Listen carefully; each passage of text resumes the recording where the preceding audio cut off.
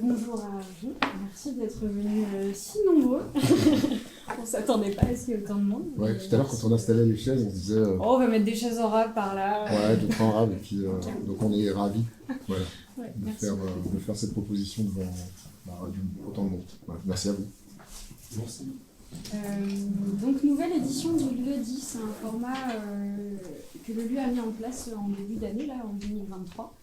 L'idée c'était de discuter photographie, en fait c'était vraiment de créer un rendez-vous le deuxième samedi de l'ouverture des expositions pour parler photographie et aussi que ce soit pas forcément les photographes ou l'équipe du LUE qui ait la parole. Donc aujourd'hui on est deux pour vous parler de ça aussi, mais l'idée ça va être qu'on discute, donc qu'on partage, qu'on regarde des références dans les livres. Et donc n'hésitez pas si vous avez plein de questions, vous avez aussi la parole. Voilà. Alors on va commencer par... en fait l'idée de ce roman c'est aussi un échange en fait sur peut-être un travail, enfin l'idée d'un travail photographique qui est le récit photographique. Et je ne sais pas si vous avez déjà vu les expositions. Léonie et moi-même, nous avons la chance d'exposer cette année dans le cadre des rencontres photographiques de Lorient sous la thématique Quand les nuages se taisent. Voilà, donc c'est un titre qui regroupe 8 ou 9 expositions et 12 ou 14 photographes, je sais plus, voilà, qui travaillent soit en solo, soit en binôme, soit en collectif. Et moi je trouve en tout cas ce qui nous relie, ce que a souhaité faire la commissaire d'expo, Émilie Telon, c'était de nous rassembler sur le thème du récit photographique. Et on se rend compte qu'il y a plein de façons de faire de la photographie déjà, et traiter du récit photographique. Mais avant de commencer, on se disait peut-être qu'il fallait définir le mot récit. Et parce que même entre nous, parfois, on n'est pas forcément d'accord. Qu'est-ce qu'un récit? Et du coup, moi j'ai ouvert le petit Robert en fait. Et le récit photographique, c'est en gros, c'est une relation orale ou écrite. Elle dit ça dans un premier temps, et après, à partir des faits vrais ou imaginaires. Donc déjà, ça m'interpelle parce qu'on a l'idée du vrai et l'idée de l'imaginaire. Donc déjà, il va y avoir une possible rencontre. Voilà. Ou en tout cas un chemin, peut-être du vrai vers l'imaginaire, ou l'imaginaire vers le vrai, je ne sais pas. En tout cas, pour moi, l'idée du récit, c'est l'idée de raconter. Est-ce que ça vous va? À peu près d'accord sur la question. Parce que si on n'est pas d'accord dès le départ, ça va. On va pas avoir assez de 2 heures. Voilà. Donc l'idée, c'était ça, c'est de se dire, l'idée de raconter. Mais qu'est-ce qu'on raconte, en fait? Qu'est-ce qu'on raconte? On raconte du vrai, on raconte de l'imaginaire, et on raconte à qui? Et est-ce qu'on enferme aussi le récit, la narration dans quelque chose de trop précis et qui empêchera éventuellement l'interprétation aussi, en tout cas la représentation que peut faire le public, le spectateur. Donc c'est des questions en tout cas que je me pose en permanence quand je monte un projet photographique et quand j'anime aussi un atelier photographique. Donc voilà, donc il y a cette idée du récit, de la narration, du vrai, de l'imaginaire. Mais le point de départ peut-être des choses, c'est rentrer puis...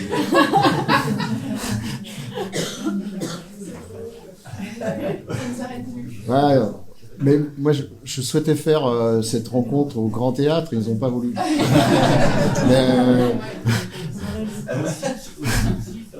Au City, ouais, pourquoi pas, quoi. Mais, non, mais c'est bien qu'on soit ici aussi, pourquoi? Parce que ici on est au lieu. Et monsieur. Alors ouais. Vous pouvez aussi pousser les photos qui sont là-bas et vous asseoir sur la table. C'est une bonne idée, c'est pas grave. Voilà.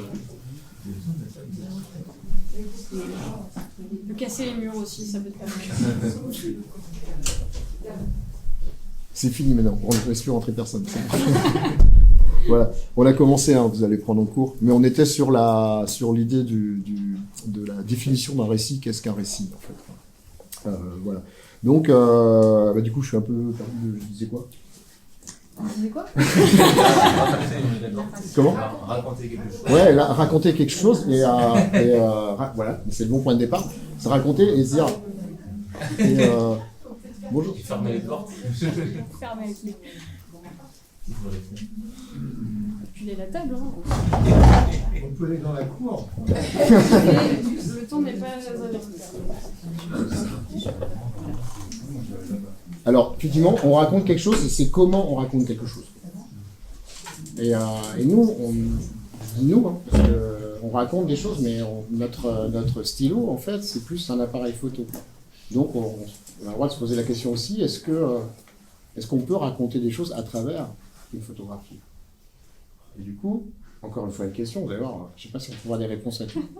On n'est pas là pour trouver des réponses non plus à tout, mais est-ce que la photographie est un acte d'écrire? La question, elle se pose comme ça. Et je trouve que c'est un bon point de départ en disant, est-ce que c'est un acte d'écriture, la photographie? Et si on considère que oui, alors on va cheminer vers cette démarche. Je vais dire quelque chose, j'ai envie de dire quelque chose, je vais le dire à travers l'acte photographique. Et je vais peut-être mettre de côté la légende, justement, pour éviter peut-être d'enfermer le récit dans quelque chose qui s'approche plus du documentaire. C'est une petite question. Je vais aussi laisser la parole à Léonie. Mais c'est vrai qu'on prête à la photographie déjà des termes qui sont propres à la littérature. On parle d'écriture photographique, en parlant à la fois peut-être du récit qui se forme, mais aussi d'une identité visuelle qui serait propre à un projet. L'écriture photographique d'Éric, par exemple, est-ce qu'on peut la définir? Je pense qu'on a tous à peu près une idée de ce à quoi elle ressemble. On regarde les photos d'Éric Courtet, on sait presque à l'avance, sans même avoir mis le nom dessus, que c'est du Éric Courtet. Mais c'est pareil pour beaucoup de photographes. On ne va rien préparer. Merci. Voilà. C'est pareil pour d'autres photographes. On prend des grands noms, on prend Salgado, vous saurez aussi définir que c'est du Salgado assez facilement. Donc ça, c'est l'écriture photographique. Et effectivement, là aujourd'hui, on est réunis autour de cette question du récit photographique. Je vais repartir de ma petite expérience personnelle. Quand j'étais enfant, je voulais être écrivaine. Et finalement, l'écriture dans ma pratique s'est aussi déplacée. Je suis passée de l'écriture au sens littéraire à l'appareil photo, qui me permettait aussi d'autres choses, qui a même enlevé une partie de mon appétence pour l'écriture littéraire, qui est revenue plus tard. Aujourd'hui, j'arrive à mêler les deux. Mais effectivement, je pense que dans nos deux pratiques, le récit photographique occupe une grande place, sous des formes qui sont probablement différentes, et on va essayer de mettre un peu des mots là-dessus ensemble aujourd'hui. Quelque chose comme ça. Ouais, il y a de toute façon des formes différentes, parce que chaque photographe qui se sont souciés du récit ont mis enfin en tout cas, ont traité les choses différentes. Et rien que même dans cette salle, par exemple, au lieu, on a le travail de Léonie d'un côté, et on a le travail de Damien Roussel. Mais je trouve que je ne suis pas là... Alors, c'est pas évident de moi de parler du travail de Damien, je ne le connais pas très bien. Je découvre aussi ce travail à peu près en même temps que vous, même si je regardais ça de loin. Mais aussi, Damien, il est aussi dans le récit. Il s'empare de ce qu'il a vécu pour essayer de raconter, en tout cas de dire quelque chose. Et du coup, ça devient... il y a aussi une forme plastique, parce que ça peut-être parfois dépasse la photographie, et on arrive vers quelque chose qui est plutôt un ensemble d'œuvres qui se regardent dans l'ensemble. J'ai essayé, moi, dans l'œuvre de Damien, de regarder et de séparer. De séparer les photographies, par exemple, de séparer de ses installations. Et en regardant ces photographies, j'étais assis dans son canapé qu'il avait installé, quoi. Je me dis, mais non, en fait, tu ne peux pas séparer les choses. Le travail de Damien, il est... s'il était là, il apparaît bien sûr mieux que moi, mais il se regarde dans une espèce de globalité.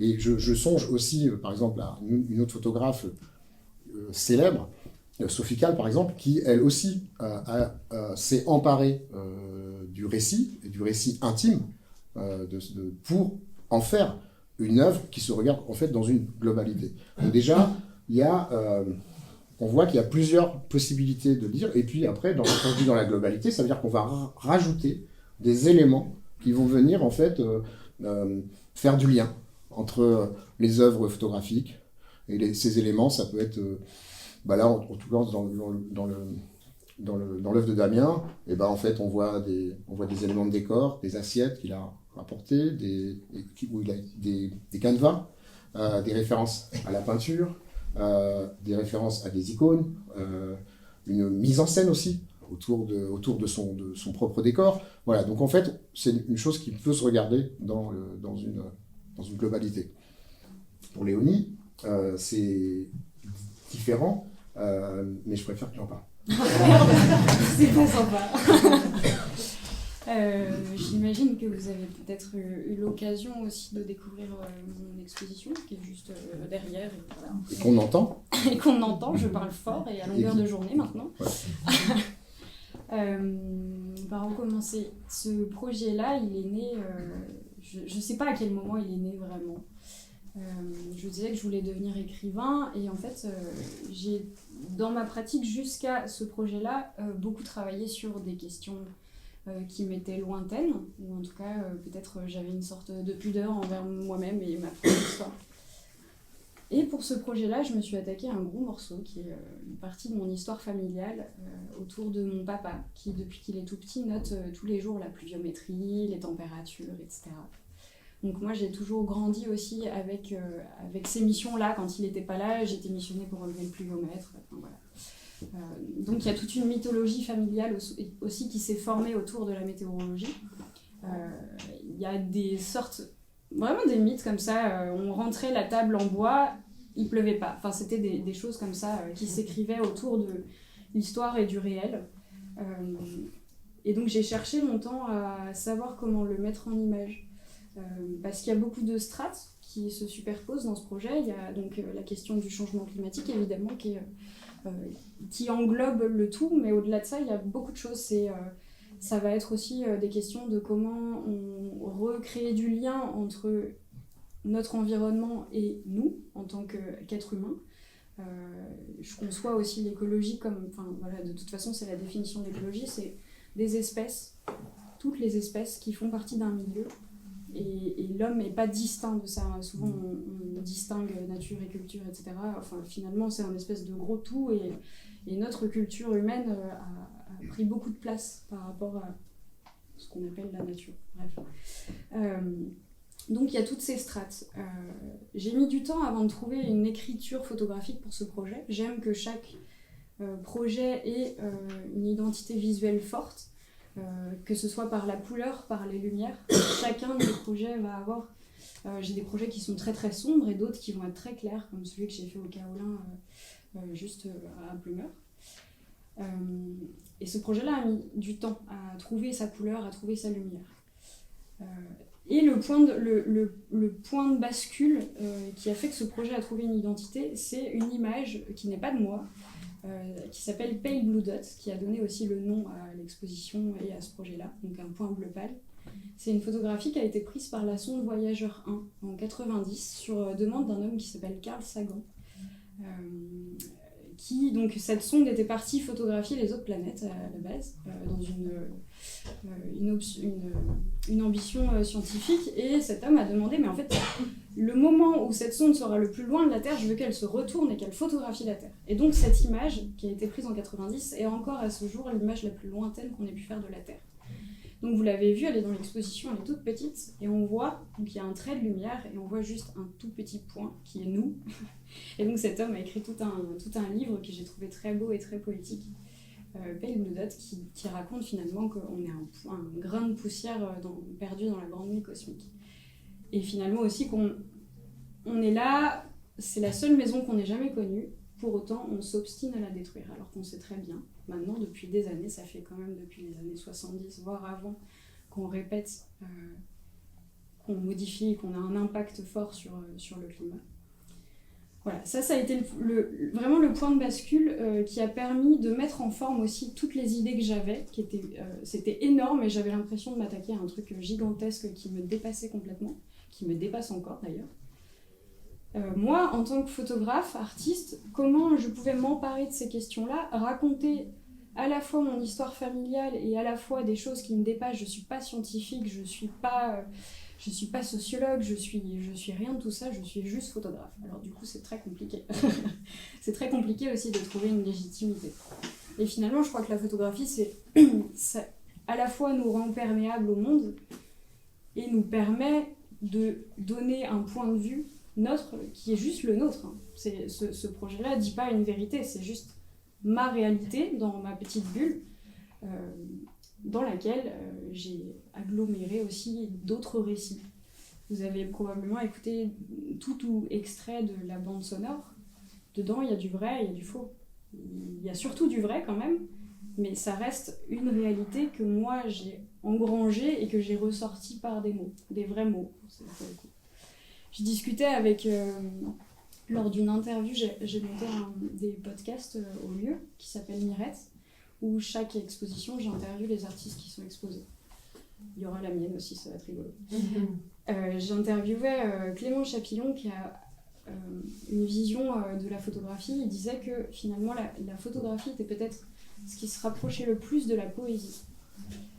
Parce que dans sa vision, il disait en fait c'est comme des mots, chaque photographie est comme un mot, entrecoupé de silence. Alors les silences, est-ce que c'est entre deux images ce qui peut se passer, est-ce qu'il y a une autre image qui se crée? Pour moi ça fait vraiment écho à ma conception de la photographie aussi. Je crois que, en tout cas dans ma manière de faire, je prends des photographies, le récit ne se fait pas sur le moment et c'est après je vais digérer, je vais lire des choses, je vais écouter des émissions, écouter des gens parler en sociologie, en histoire, dans toutes sortes de domaines.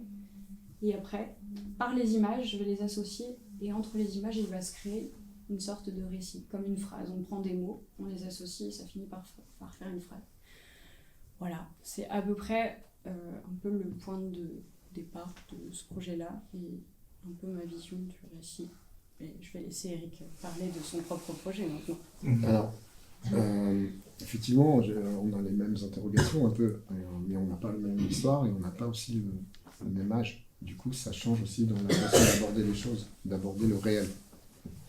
Et quand j'ai commencé ce projet qui s'appelle À côté, donc autour de la départementale 769, qui relie le sud de la Bretagne et le nord, ou le nord et le sud, selon le sens qu'on prend, un travail que j'avais initié dans 2017, les premières photographies datent de 2017. Et je ne sais pas si ça vous fait ça, vous, quand vous conduisez sur une route, on regarde globalement devant, au mieux, et parfois aussi on a nos yeux qui dévient un peu vers les à côté. Et en roulant souvent sur cette route, je me disais, c'est une route que j'empruntais souvent du coup, je me dis mais qu'est-ce qui se passe à côté en fait finalement, on regarde, on voit rien. En fait on essaie de deviner des choses, on voit des choses, mais on se dit, on sait à 30, 40, 50 km de chez nous, et on ne connaît pas ce territoire. Et à un moment donné, précisément, je me suis dit, il faut que je m'arrête, il faut que je bifurque, il faut que je fragmente le voyage, en fait. Le voyage ou l'errance. Et du coup, sans vraiment aucune... Pour l'instant, il n'y a pas de... La trame narrative du projet, elle n'est pas précise, elle n'est pas encore définie. C'est une question. Pourquoi et une intuition, effectivement, c'est pourquoi j'ai ce désir d'aller vers ce territoire. Mais je n'avais pas de réponse. Donc, je me dis, bon, je vais commencer à traiter ce sujet en faisant des prélèvements. Et ce qui me heurte dans un premier temps, c'est notamment à Calac, j'ai l'impression qu'il ne se passait rien. Et puis j'entends un son de musique, quelque chose qui ressemblait plutôt à un bal. On était en semaine, en plein après-midi. Et je me laisse guider par le son et j'arrive dans une salle, la salle des fêtes de Calac, et là il y a un bal, effectivement, un bal destiné aux gens du 3e âge. Et la porte est entrouverte et je rentre et je jette un œil et je me rends compte que quelque chose m'interdit d'y aller. Peut-être parce que je ne me sentais pas de là, de ce territoire-là. Peut-être aussi j'ai dit, mais c'est pas pour moi parce que peut-être c'est pas ma musique, peut-être que c'est pas mon âge, pas encore. Et puis j'ai l'appareil photo en bandoulière. Je me dis, c'est un truc qui va arriver dans un endroit qui semblait en fait être réservé. Et je regarde ça. Puis entre-temps, je vois aussi des magasins qui sont fermés, etc. Je me dis, mais il n'y a pas de vie en fait. Cette vie se résumait à ce bal en plein après-midi, qui était un bal organisé pour les gens du 3e âge. Donc je commence à faire des prélèvements de ce territoire-là. Calac, Rostronin, je ne sais pas si vous connaissez les noms des bourgs que je vous donne là, Gourin, Le Fawet, et c'était répété. Donc je me suis dit, tiens, la trame narrative n'est toujours pas là, mais par contre, il y a le début de quelque chose. Il y a un regard, et il y a des prélèvements et des photos qui rentrent comme ça. que vous pouvez retrouver derrière. J'ai mis toutes les photos qui ne sont pas dans l'exposition. Elles sont en tirage de lecture sur la petite table derrière vous. Et puis, je commence à faire des images, et puis le tas s'agrandit comme ça. J'aime bien aussi tirer les photos et les faire des tirages de lecture. Parce que les photographies, peut-être aussi, c'est pour ça que je sépare un peu photographie et image. L'image peut-être reste sur l'écran, et la photographie, elle est plutôt organique, on a besoin de la voir, de la toucher. Et entre-temps, un autre thème s'impose dans ma vie personnelle.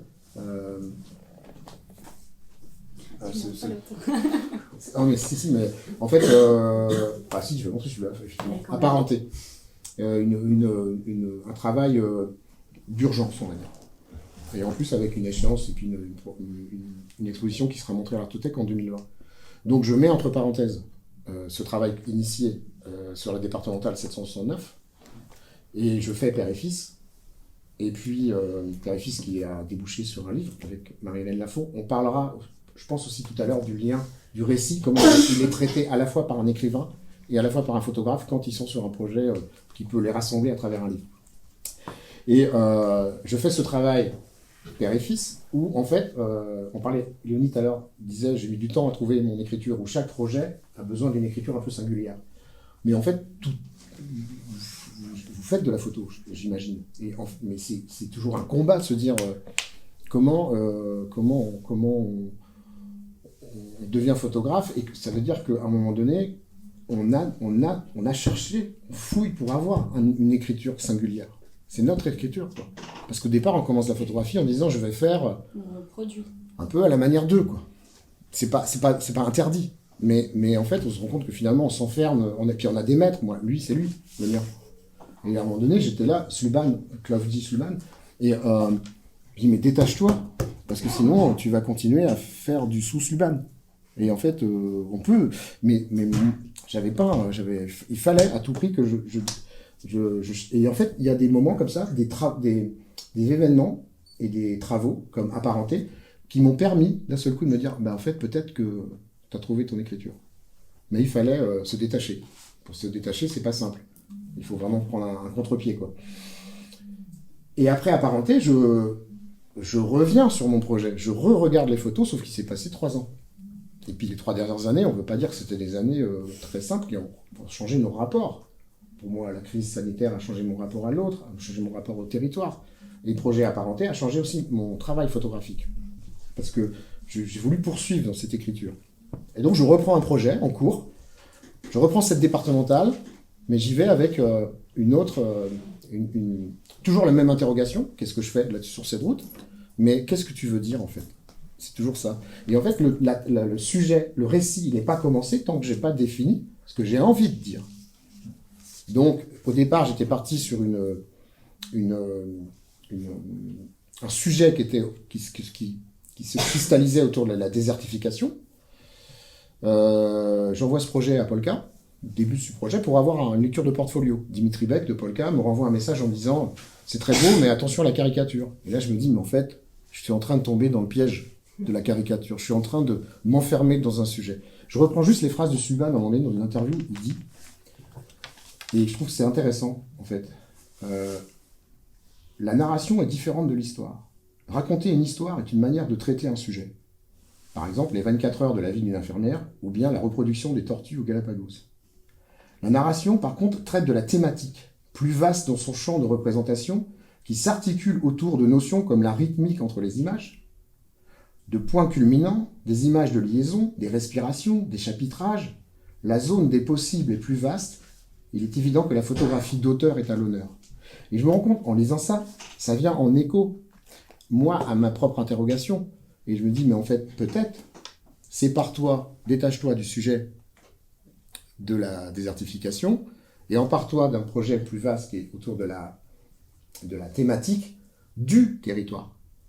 Mais pour cela, c'est pas que j'ai abandonné toutes les photographies que j'avais fait avant. D'ailleurs, certaines sont encore dans l'exposition parce qu'elles ont servi de photographie pour faire les autres. Elles ont servi pour faire la liaison, pour faire des respirations. Mais je me suis dit, mais maintenant, il va falloir aller vers les gens qui habitent sur ce territoire. Et d'aller vers les gens, de les arrêter et de leur demander ce qu'ils font sur ce territoire, comment ils y vivent, etc. on est toujours un peu dans le documentaire. Mais par contre, moi, je prends leur récit, je prends leur singularité, leurs histoires, et je rassemble tout ça. Là, j'écris un peu, et je fais quelques photos, toujours de prélèvement. Et je me dis, ça y est, en fait, j'ai défini ma trame narrative. Je vais interroger le territoire, mon rapport au territoire, et le rapport qu'ils ont, eux, au territoire. Et c'est comme ça que ça s'est un peu précisé. Ça s'est précisé aussi parce que, je vais vous lire, je ne peux pas lire toute la lettre parce qu'elle m'est destinée. Ce serait un manque de pudeur. Mais j'ai rencontré un homme qui vit sur ce territoire, qui vit dans une communauté. Et je l'ai rencontré, et il m'a écrit une lettre. Et en fait, c'est aussi quand je vous dis que les histoires des gens ont permis de préciser un peu mon regard sur ce territoire. Il m'écrit cette lettre, Éric, mon frère. Et si votre parcours sur une route du monde vous amenait à découvrir le chemin de la vie, et si aux images sombres, désespérées d'un monde qui s'en va, et que vous photographiez sous les nuages, tout d'un coup, venaient se superposer des images de pureté, de lumière, celle qui vous a été donnée, de découvrir dans le livre que je vous ai offert. Mais il n'y a pas de si, car c'est devenu pour vous une réalité. Et cette réalité vous interpelle. Merci de m'écrire pratiquement le texte de l'exposition. Il dit quoi? La route du monde? Il dit chemin de la vie? Il dit images sombres, désespérées, un monde qui s'en va? Il parle de photographie sous les nuages. Je rappelle que la thématique qui nous rassemble s'appelle « Quand les nuages se taisent ». Et tout d'un coup venaient se superposer des images de pureté, de lumière, la photographie, écrire avec la lumière, enfin bref. Et puis il m'avait offert un livre, effectivement, où il avait fait des photos de leur communauté. Un livre que j'ai rangé assez vite parce que le propos me dérangeait. Mais il n'y a pas de si, car c'est devenu pour vous une réalité, cette réalité vous interpelle. Voilà. Je trouve ça assez incroyable. Et de recevoir ce type de message, finalement, on s'interroge nous-mêmes sur notre projet. Ça nous précise le projet et en même temps, ça nous dit qu'est-ce que la réalité vous interpelle et qu'est-ce que vous allez faire de cette réalité. Voilà. Et finalement, il a refusé de rentrer dans mon récit. Il est là, en fait, finalement. Il est là à travers cette lettre. La lettre, j'ai hésité à la partager, vraiment, et puis j'ai préféré ne pas la mettre. Mais en fait, il a participé de façon inconsciente au projet. Il est là, parce qu'on en parlera aussi, mais quand on rencontre des personnes sur un projet photographique, on garde du lien. Il y a un moment qui se crée. Qu'est-ce qu'on fait de ce moment après le projet? Et par contre, j'aurais aimé qu'il rentre aussi j'aurais aimé faire un portrait de cet homme. Et en fait, il avait peur qu'on le reconnaisse. Il souhaitait pas finalement. Mais il souhaitait pas surtout parce qu'il m'a dit « J'ai pas envie de rentrer dans ta propre interprétation des choses. Dans ta propre réalité. Parce que ta réalité à toi, parce qu'on échangeait bien sûr, il me disait « Elle est fausse.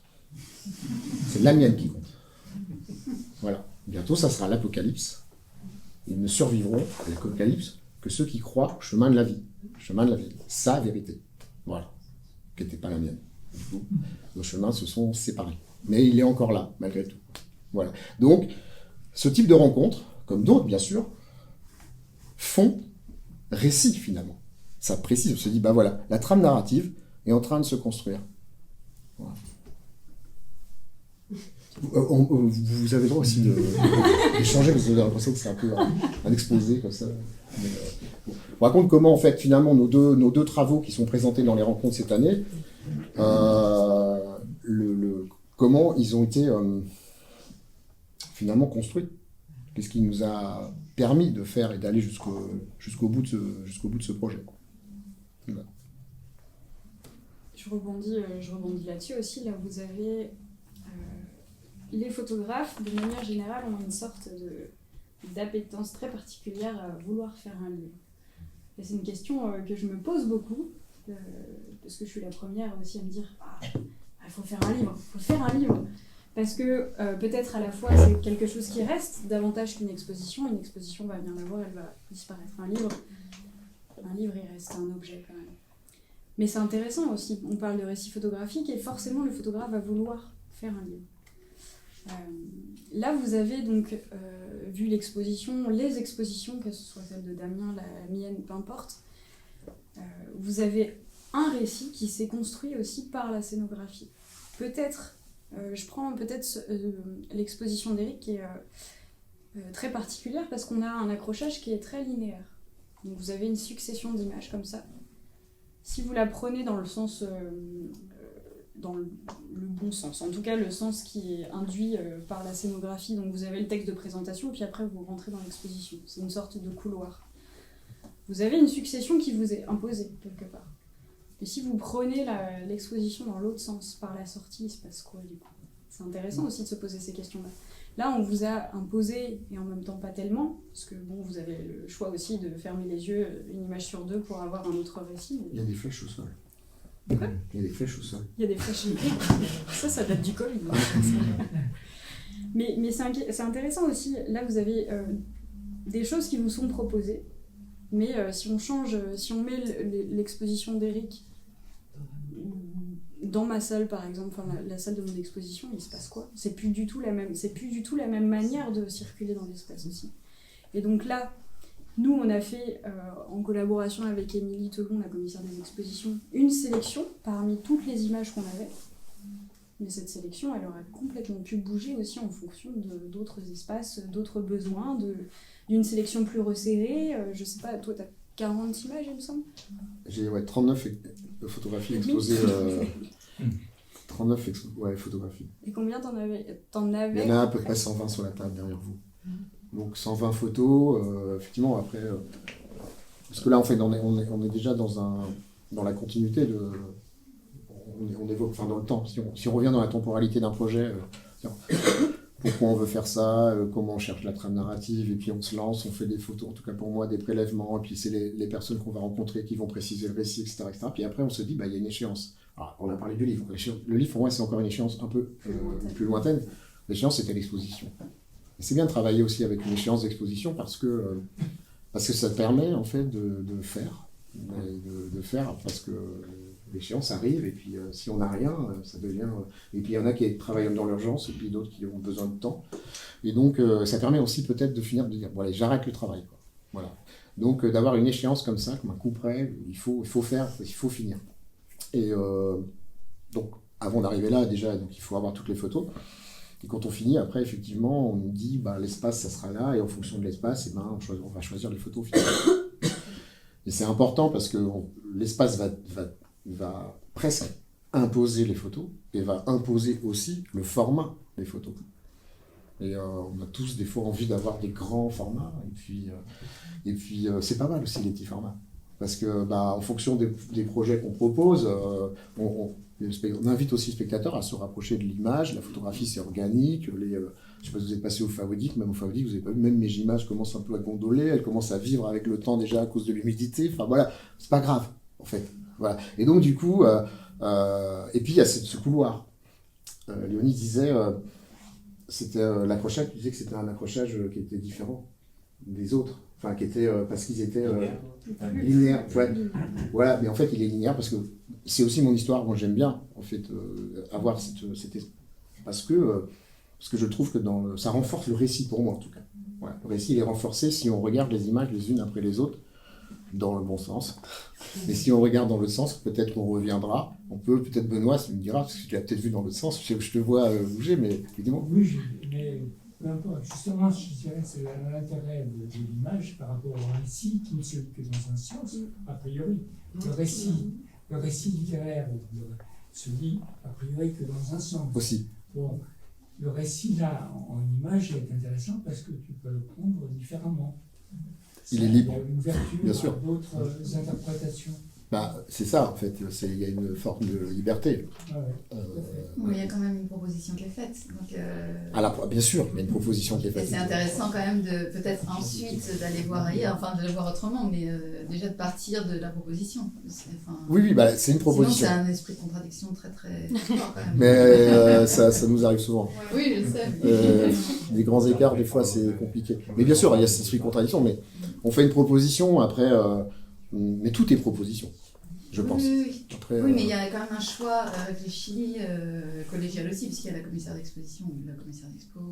Oui, la commissaire. C'est quand même tout un travail, une réflexion au long cours qui mérite, enfin pour moi, mais qui mérite quand même d'être appréciée pour ce qu'elle est, par rapport à tout ce qui l'a précédé, ce n'est pas un hasard. Non. Et ensuite, par contre, oui, pourquoi pas mettre un peu de bazar là-dedans et faire sa propre... Mais... De toute façon, on retient d'ailleurs dans une expo, je trouve qu'on retient certaines images plus que d'autres, forcément. Ouais. Et du coup, c'est un peu notre propre exposition qu'on reconstitue à partir de la proposition. Mais il y a quelque chose d'assez drôle. À l'accueil du lieu, il y a un écran de surveillance juste pour vérifier que personne ne part avec une œuvre. Mais c'est hyper drôle en fait, parce que au lieu, c'est un espace très particulier, c'est des grandes salles. Il n'y a pas, comme dans l'espace d'exposition d'Éric, presque peu de choix en fait de faire autrement dans la circulation. Et donc il y a toujours ce truc, quand on construit une exposition dans ce type de lieu, oui, l'idée voudrait que les gens circulent comme ça, hop, ils reviennent. Mais en fait, quand on regarde les caméras, les gens ils font, ça virevolte dans tous les sens. Donc il faut aussi, oui, il y a une proposition, une manière d'accrocher les images les unes avec les autres, de choisir les formats. Pour autant, les gens ils seront toujours libres de circuler dans l'espace bien sûr, comme ils le souhaitent. Et donc ça, c'est aussi à prendre en compte quand on construit une exposition, qui est encore une autre étape du récit photographique, une autre manière de le mettre en espace et en forme. Ouais, ça part bien. Le projet, il part, je dirais, d'une interrogation. Du point de départ, c'est ça, et il se termine... Là, il n'est pas encore terminé finalement, parce que les échanges qu'on a ensemble, ça continue de nourrir en fait les choses, quoi. Et puis, vous avez évoqué effectivement le rôle de la commissaire d'expo, parce que l'espace a décidé, et puis elle aussi, en fait, on a, je ne sais pas comment ça s'est passé pour Léonie, mais en tout cas pour ma part, on a la singularité en fait d'être des locaux, et d'avoir... été sélectionné sur cette thématique, enfin sur cette rencontre, avec finalement un projet et quelques images, et non pas un projet abouti. Contrairement aux autres photographes qui sont invités et qui ont déjà un projet et des projets qui tournent. Il y avait dans ces rencontres-là, il y avait 4 expositions qui étaient produites par le lieu. Toutes les autres étaient déjà produites, déjà construites, etc. Oui, la différence, c'est que... alors, Damien Roussel fait partie des expositions produites. Il y a aussi Emmanuel Madec, qui est à Les Abres, et nous deux. Effectivement, alors tu raconteras aussi ton expérience, mais quand j'ai présenté ce projet à Émilie, il y avait peut-être 3 images, je crois. J'avais une idée. Et peut-être qu'il y avait beaucoup plus d'images, parce qu'au final, je suis aussi allée rechercher dans mes propres archives, dans des archives existantes familiales. Mais concrètement, il y avait une idée de trame narrative, mais c'était tout. Et c'est compliqué aussi. Donc après, il y a effectivement la relation de confiance qui va s'installer avec la commissaire d'expo. Et puis après, la commissaire d'expo qui, de temps en temps, voit un message ou appelle en disant « T'en es où ?» Parce que je veux maintenant voir l'avancement du projet, quoi.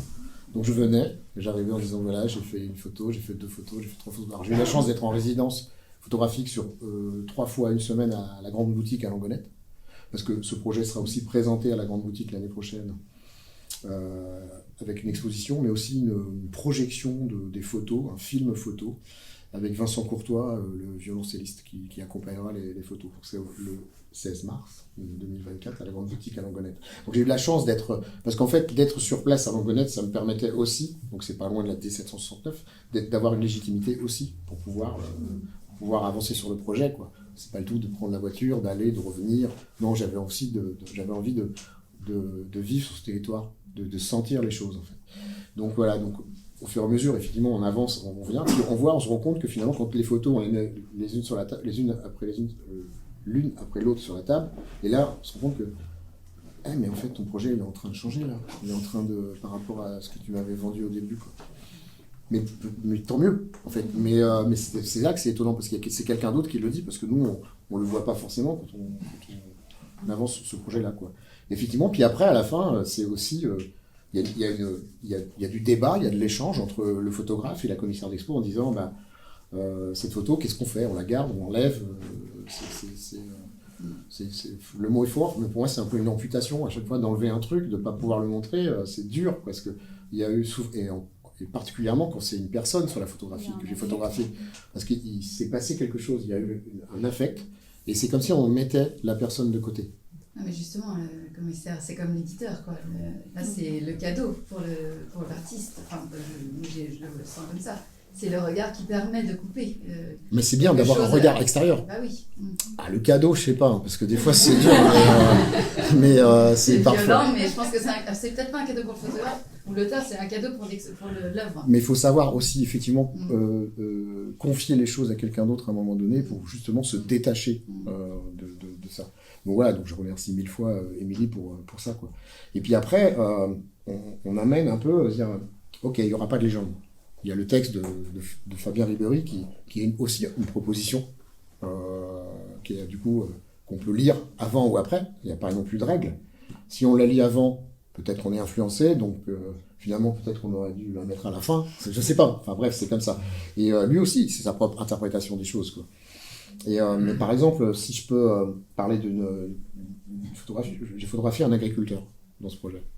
Et cet agriculteur m'a raconté sa relation au taureau, à la vache, à l'animal, l'amour qu'il porte en ces bêtes. Et puis, le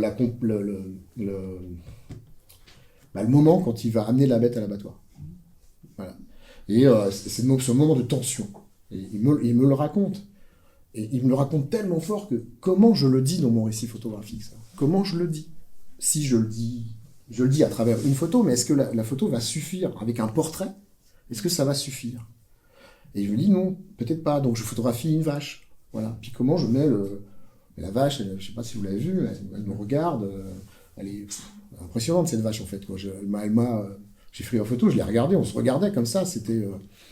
Et puis un jour, je me lève très tôt un matin pour aller à la Vallée des Saints. Je ne sais pas si vous connaissez la Vallée des Saints. Bon, c'est sur ce territoire, j'avais envie d'aller voir ce qui se passait à la Vallée des Saints, j'en entendais tellement parler.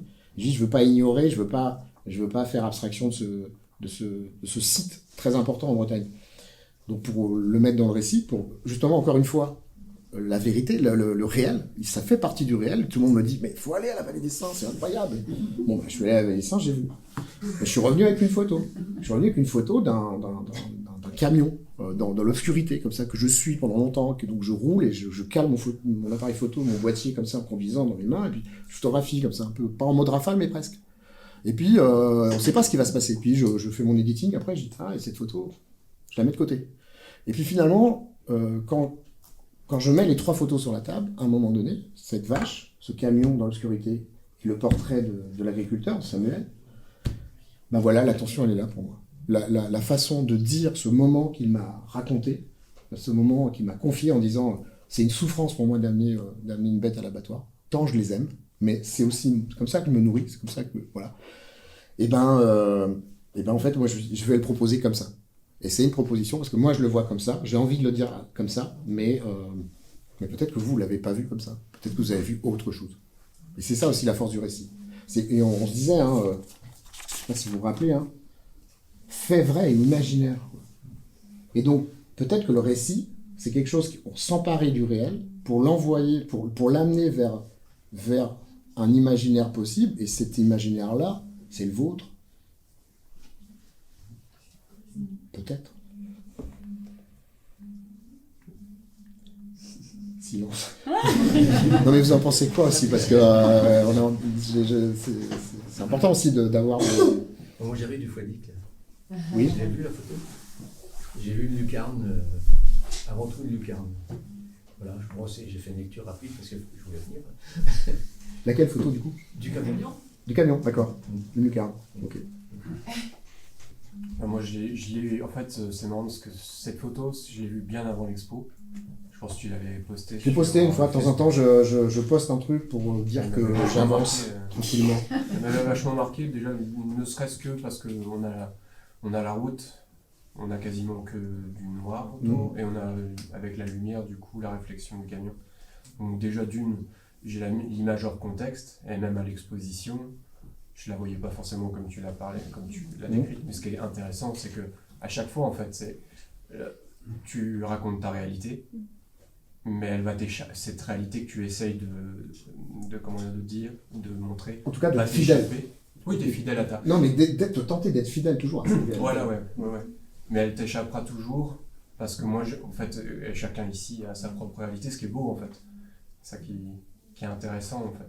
C'est peut-être ça aussi qui sépare un peu le récit photographique du documentaire. Peut-être qu'on ne sera pas d'accord avec lui, mais c'est-à-dire que peut-être que le documentaire va être là, les photographies de documentaire vont être là pour appuyer du texte, appuyer en fait une vérité, tandis que le récit, peut-être que la photographie n'est pas qu'une illustration d'un propos, c'est plutôt, peut-être que dans le récit... C'est plus littéral. Est-ce que... Non, en fait, que la photographie peut-être parle d'elle-même. En tout cas, l'ensemble des photographies, les unes après les autres, parlent d'elle-même sans avoir besoin de combler à travers... Ouais, mais je comprends pas votre point de vue sur la photographie documentaire, parce que par exemple, de pardon, on peut dire qu'il a fait beaucoup de photographies. Mais je suis pas contre, hein. Non, je sais, mais c'est comme le cinéma documentaire. Alors, c'est peut-être entre le reportage et la photographie, parce que la photographie documentaire, il y a vraiment des travaux d'auteurs et d'artistes avec du texte ou sans texte qui racontent bien au-delà de l'image. Complètement. Qui sont très très construites, etc. Donc par rapport aux mots, je trouve ça important. Oui, c'est peut-être le mot qui est pas... C'est comme on a tendance un peu reportage documentaire. Il y a du vrai cinéma qui s'empare du réel, qui le fictionnalise forcément, parce qu'il y a un regard, un dispositif et tout ça, mais qui ne dit pas autre chose, et même qui dit plus du réel que ce qu'on pourrait voir platement, etc. Et c'est pareil pour la photographie, je pense. Oui. Et donc, je pense que le cinéma documentaire est même encore plus riche peut-être aujourd'hui que le cinéma de fiction. Mais c'est peut-être le mot reportage que j'aurais dû employer à la place documentaire. Voilà, je pense, complètement. Je suis d'accord avec vous. Parce qu'en plus, vous parlez, si on va sur le cinéma, là, ça me plaît. Hein, parce que, oui, bien sûr, il y a Sluban, mais bien sûr aussi, il y a plein de cinéastes qui ont eu le souci du hors-champ permanent, en fait. C'est ça qui est génial, en fait. Je pense à Bergman, je pense à Pasolini, je pense à Tarkovsky, tous ces auteurs-là qui sont presque avant même Wenders, au tout début, qui sont plus des photographes que des cinéastes, en fait, au départ. Vraiment. Et les chefs, oui, voilà, aussi, bien sûr. Il y a la relation avec le chef opérateur, mais en tout cas, chez Tarkovsky, par exemple, dans Le Sacrifice... Alors, d'autres pays vont avoir une approche plus photo ou cinéma aussi. Parce que c'est vrai qu'au départ, quand vous avez introduit la conférence, vous avez parlé de rapport à l'écriture photographique, alors que peut-être que d'autres pays ne parlent pas forcément de l'écriture photographique. Ça aussi, c'est intéressant. Vraiment. Le rapport français qu'on peut avoir aussi. Et même au cinéma. Vas-y. D'ailleurs, on parle de photographie d'auteur aussi. C'est très significatif. Quand je décris mon activité, alors j'ai aussi une activité d'artiste plutôt plasticienne, mais je me définis d'abord comme photographe-auteur. À contrario de photographe documentaire, photographe de presse, photographe de mariage, photographe. La photographie d'auteur, c'est d'ailleurs un peu tous les enjeux de la programmation d'Émilie, c'est comment on parle du réel ou pas, par une sensibilité qui nous est propre. Ouais. Et on parlait sur les justesses des mots au cinéma. Aux États-Unis, le chef opérateur, c'est un directeur de la photographie. En France, on dit, ou en Europe, on appelle ça un chef opérateur. On a enlevé le mot photographie, quoi. Ça a du sens, quoi, aussi. Est-ce que donc, le récit photographique aurait pour singularité, spécificité, le fait de déployer cet espace d'intersubjectivité? C'est en gros ce que tu as dit, serait sa spécificité, son marqueur? Moi, j'aurais tendance à aller vers ça, mais je ne détiens pas la vérité. Mais je pense que c'est quelque chose qui permet ça, en tout cas. Ouais. Et dans lequel beaucoup de monde peut se retrouver. En fait. Il y a un autre truc qu'on... Moi, je suis, assez convaincu par la personne qui vous a dit de ne pas tomber à la caricature, parce que je suis natif de la région dont vous parlez, moi. Et donc, il ne faut quand même pas oublier que cette région-là, c'est celle qui a reçu les gens qui recevaient les bombes à Lorient. Là, et je ne parle pas que de Lorient, qui est un Gavre et tout ça, comme Gouin, par exemple. Donc, oui, les gens il y a eu cet exode. Ce serait vraiment triste de se moquer ou d'être caricatural. Complètement. Donc, je suis dans votre ligne, quoi. Je suis d'accord. La bienveillance, c'est important. Mais c'est ces gens que j'ai rencontrés, en fait. Alors, certains sont sur ce territoire-là depuis très longtemps, et d'autres ont décidé d'aller vivre aussi sur ce territoire. Parce que depuis 1 an ou 2 ans, en fait, il y a une exode, mais vers ce territoire, alors qu'avant, c'était plutôt une fuite. Parce que justement, je pense que la crise sanitaire a joué son rôle, c'est-à-dire un rôle, c'est-à-dire où peut-être que les gens ont subi, ont eu le sentiment de subir, de vivre dans des grandes agglomérations et qui ont eu besoin peut-être de répit, un peu de silence, se mettre un peu à l'écart. Et d'ailleurs, j'ai rencontré une personne qui est dans ce projet, que j'ai photographié à l'intérieur d'une caravane, qui est une ancienne infirmière de l'hôpital de Lorient, et qui a refusé de rentrer dans les règles et ce qu'on avait imposé par rapport au personnel soignant, je pense au vaccin, etc. Donc, du coup, elle a décidé de se mettre en marge, enfin, se mettre en marge, c'est moi qui le dis, parce que à l'époque, c'est ce qu'on nous... Si on ne faisait pas, on était marginaux. Et elle a dit, bah, tant pis, j'arrête ma vie d'infirmière, alors qu'on en a plutôt besoin, pour aller vivre sur ce territoire-là, où je me sens mieux, je me sens plus tranquille, moins dans le viseur, en fait. Et puis, je vais apprendre le maraîchage. Comme ça, je serai de plus en plus autonome. Et même pour vous, un artiste, moi je me rappelle quand j'habitais Saint-Pierre-les-Trégorel, encore beaucoup plus petit même que Languenay, hein. Un jour, la directrice de mon école me dit bah, tiens, je vais aller chez le dentiste mercredi. Et puis, dans la salle d'attente, il y avait Alain Stilwell qui habitait Languenay à l'époque. Oui. Donc, c'est pas forcément des endroits si retirés que Non. Mais juste, je m'appuie sur quelque chose qui est une statistique, c'est 85% de la population en Bretagne vit sur le littoral. Donc les 15 autres pourcents se partagent le reste de la Bretagne. Et en plus, il y a Rennes. Il faut intégrer le fait qu'il y a Rennes. Donc on enlève l'agglomération de Rennes. Donc simplement, c'est un territoire qui est pas à l'abandon.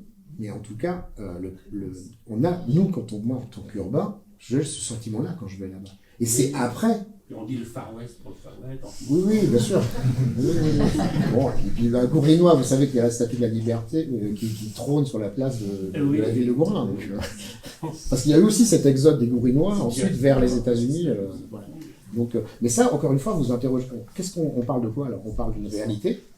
Et comment, après, comment on l'a dit quoi. Moi, tout le monde n'est pas d'accord sur ce que je montre. Parce qu'il y a des gens qui sont sur ce territoire m'ont dit que ta vision est trop sombre. Un peu désespéré. Moi, je vois autre chose. C'est un choix. Moi, c'est ce que je voudrais juste évoquer, c'est que bon, moi, j'habite pas là-bas, mais j'ai pas mal de connaissances, et c'est vrai que je me suis dit, j'ai l'impression que c'est la marge encore de ce territoire-là.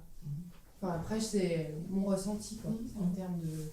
C'est-à-dire que dans tes choix, vous parlez de subjectivité, elle se situe plutôt encore à un endroit un peu spécifique de ce que serait le centre-Bretagne, même si le définir, je pense que c'est quand même assez complexe, mais moi, je l'ai lu comme ça, quoi, et il y a beaucoup d'images de forêt, de ruralité, alors qu'il y a les bourgs, etc., et ça, on le perçoit moins, on se sent juste au bord, en fait, je trouve.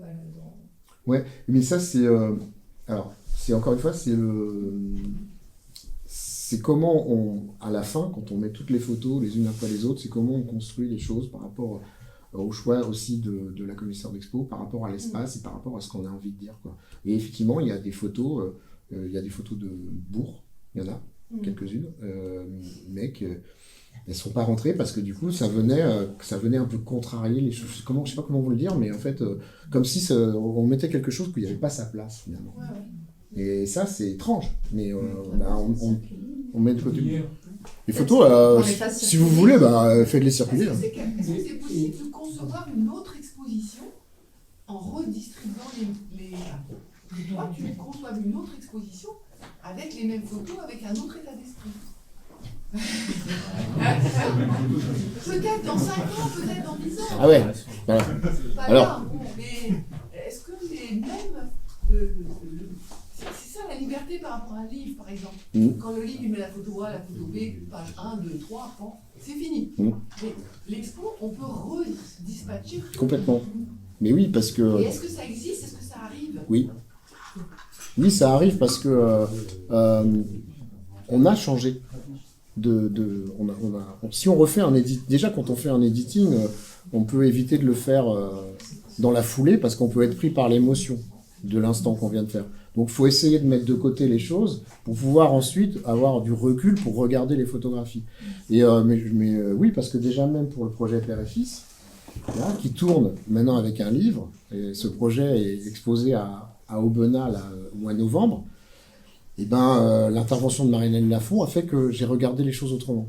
Et puis le temps a passé aussi, puis c'est passé des choses. Et puis il y a d'autres photos qui sont retirées de ce projet, qui étaient à Ratoteng-Denbon, et d'autres qui sont arrivées dans le projet, qui avaient qui avait été, c'est quelque chose qu'on pourra parler d'ailleurs, c'est le tri. Qui sont revenus dans le récit photographique parce qu'il s'est passé des choses entre-temps. Donc ça, oui, bien sûr, avec toutes les photos qui sont là, l'espace plus le temps qui passe fait que l'interprétation de ce projet peut changer, et complètement. Est-ce qu'on peut dire que votre travail, c'est une mise en lumière d'une part noire? C'est une question. Alors, je reprends le monsieur là, André, qui me disait aux images sombres et désespérées. Et moi, je pense pas que mon projet, exactement, pour reprendre, je pense pas que mon projet est sombre. Je pense qu'il est. Tout à l'heure, on disait, oui, j'assume le fait qu'il soit désenchanté. Voilà. Je l'assume, mais je vais chercher, que ce soit les gens que j'ai rencontrés, ou même dans les paysages que je vois, une part de lumière. Oui, c'est ce que je ressens derrière mon photo. Il y a beaucoup de mélancolie, en fait. Enfin, j'ai l'impression. Oui, alors je revendique aussi ce côté mélancolie, parce que, comme j'ai agi beaucoup par intuition sur ce projet, et quand on agit par intuition, on agit avec ce qu'on a là. Et en fait, oui, il y a quelque chose d'une vision d'un monde désenchanté, mais moi je le vis comme ça. Voilà, je peux le dire même avec le sourire. Mais j'ai le sentiment, pourquoi ? Parce que j'ai le sentiment qu'on vit la fin d'un monde, moi, et les gens me l'ont dit sur ce territoire-là, et que ce n'est pas la fin du monde, je précise bien, la fin d'un monde, et qu'on arrivait vers un autre monde, et que cette révolution, peut-être que je pourrais entre guillemets la mettre numérique, cette révolution numérique, ce monde numérique qui s'installe, fait que moi, je me retrouve moins dans ce qui se passe aujourd'hui, dans la relation à l'autre, dans l'échange, et peut-être que j'ai une vision un peu désenchantée, un peu mélancolique. Et peut-être que c'est ça qui fait que mon écriture aussi, c'est singularisé, c'est approfondi. C'est ton choix personnel. C'est un choix, ouais. Oui. Et quelqu'un d'autre aurait... peut-être fait autrement.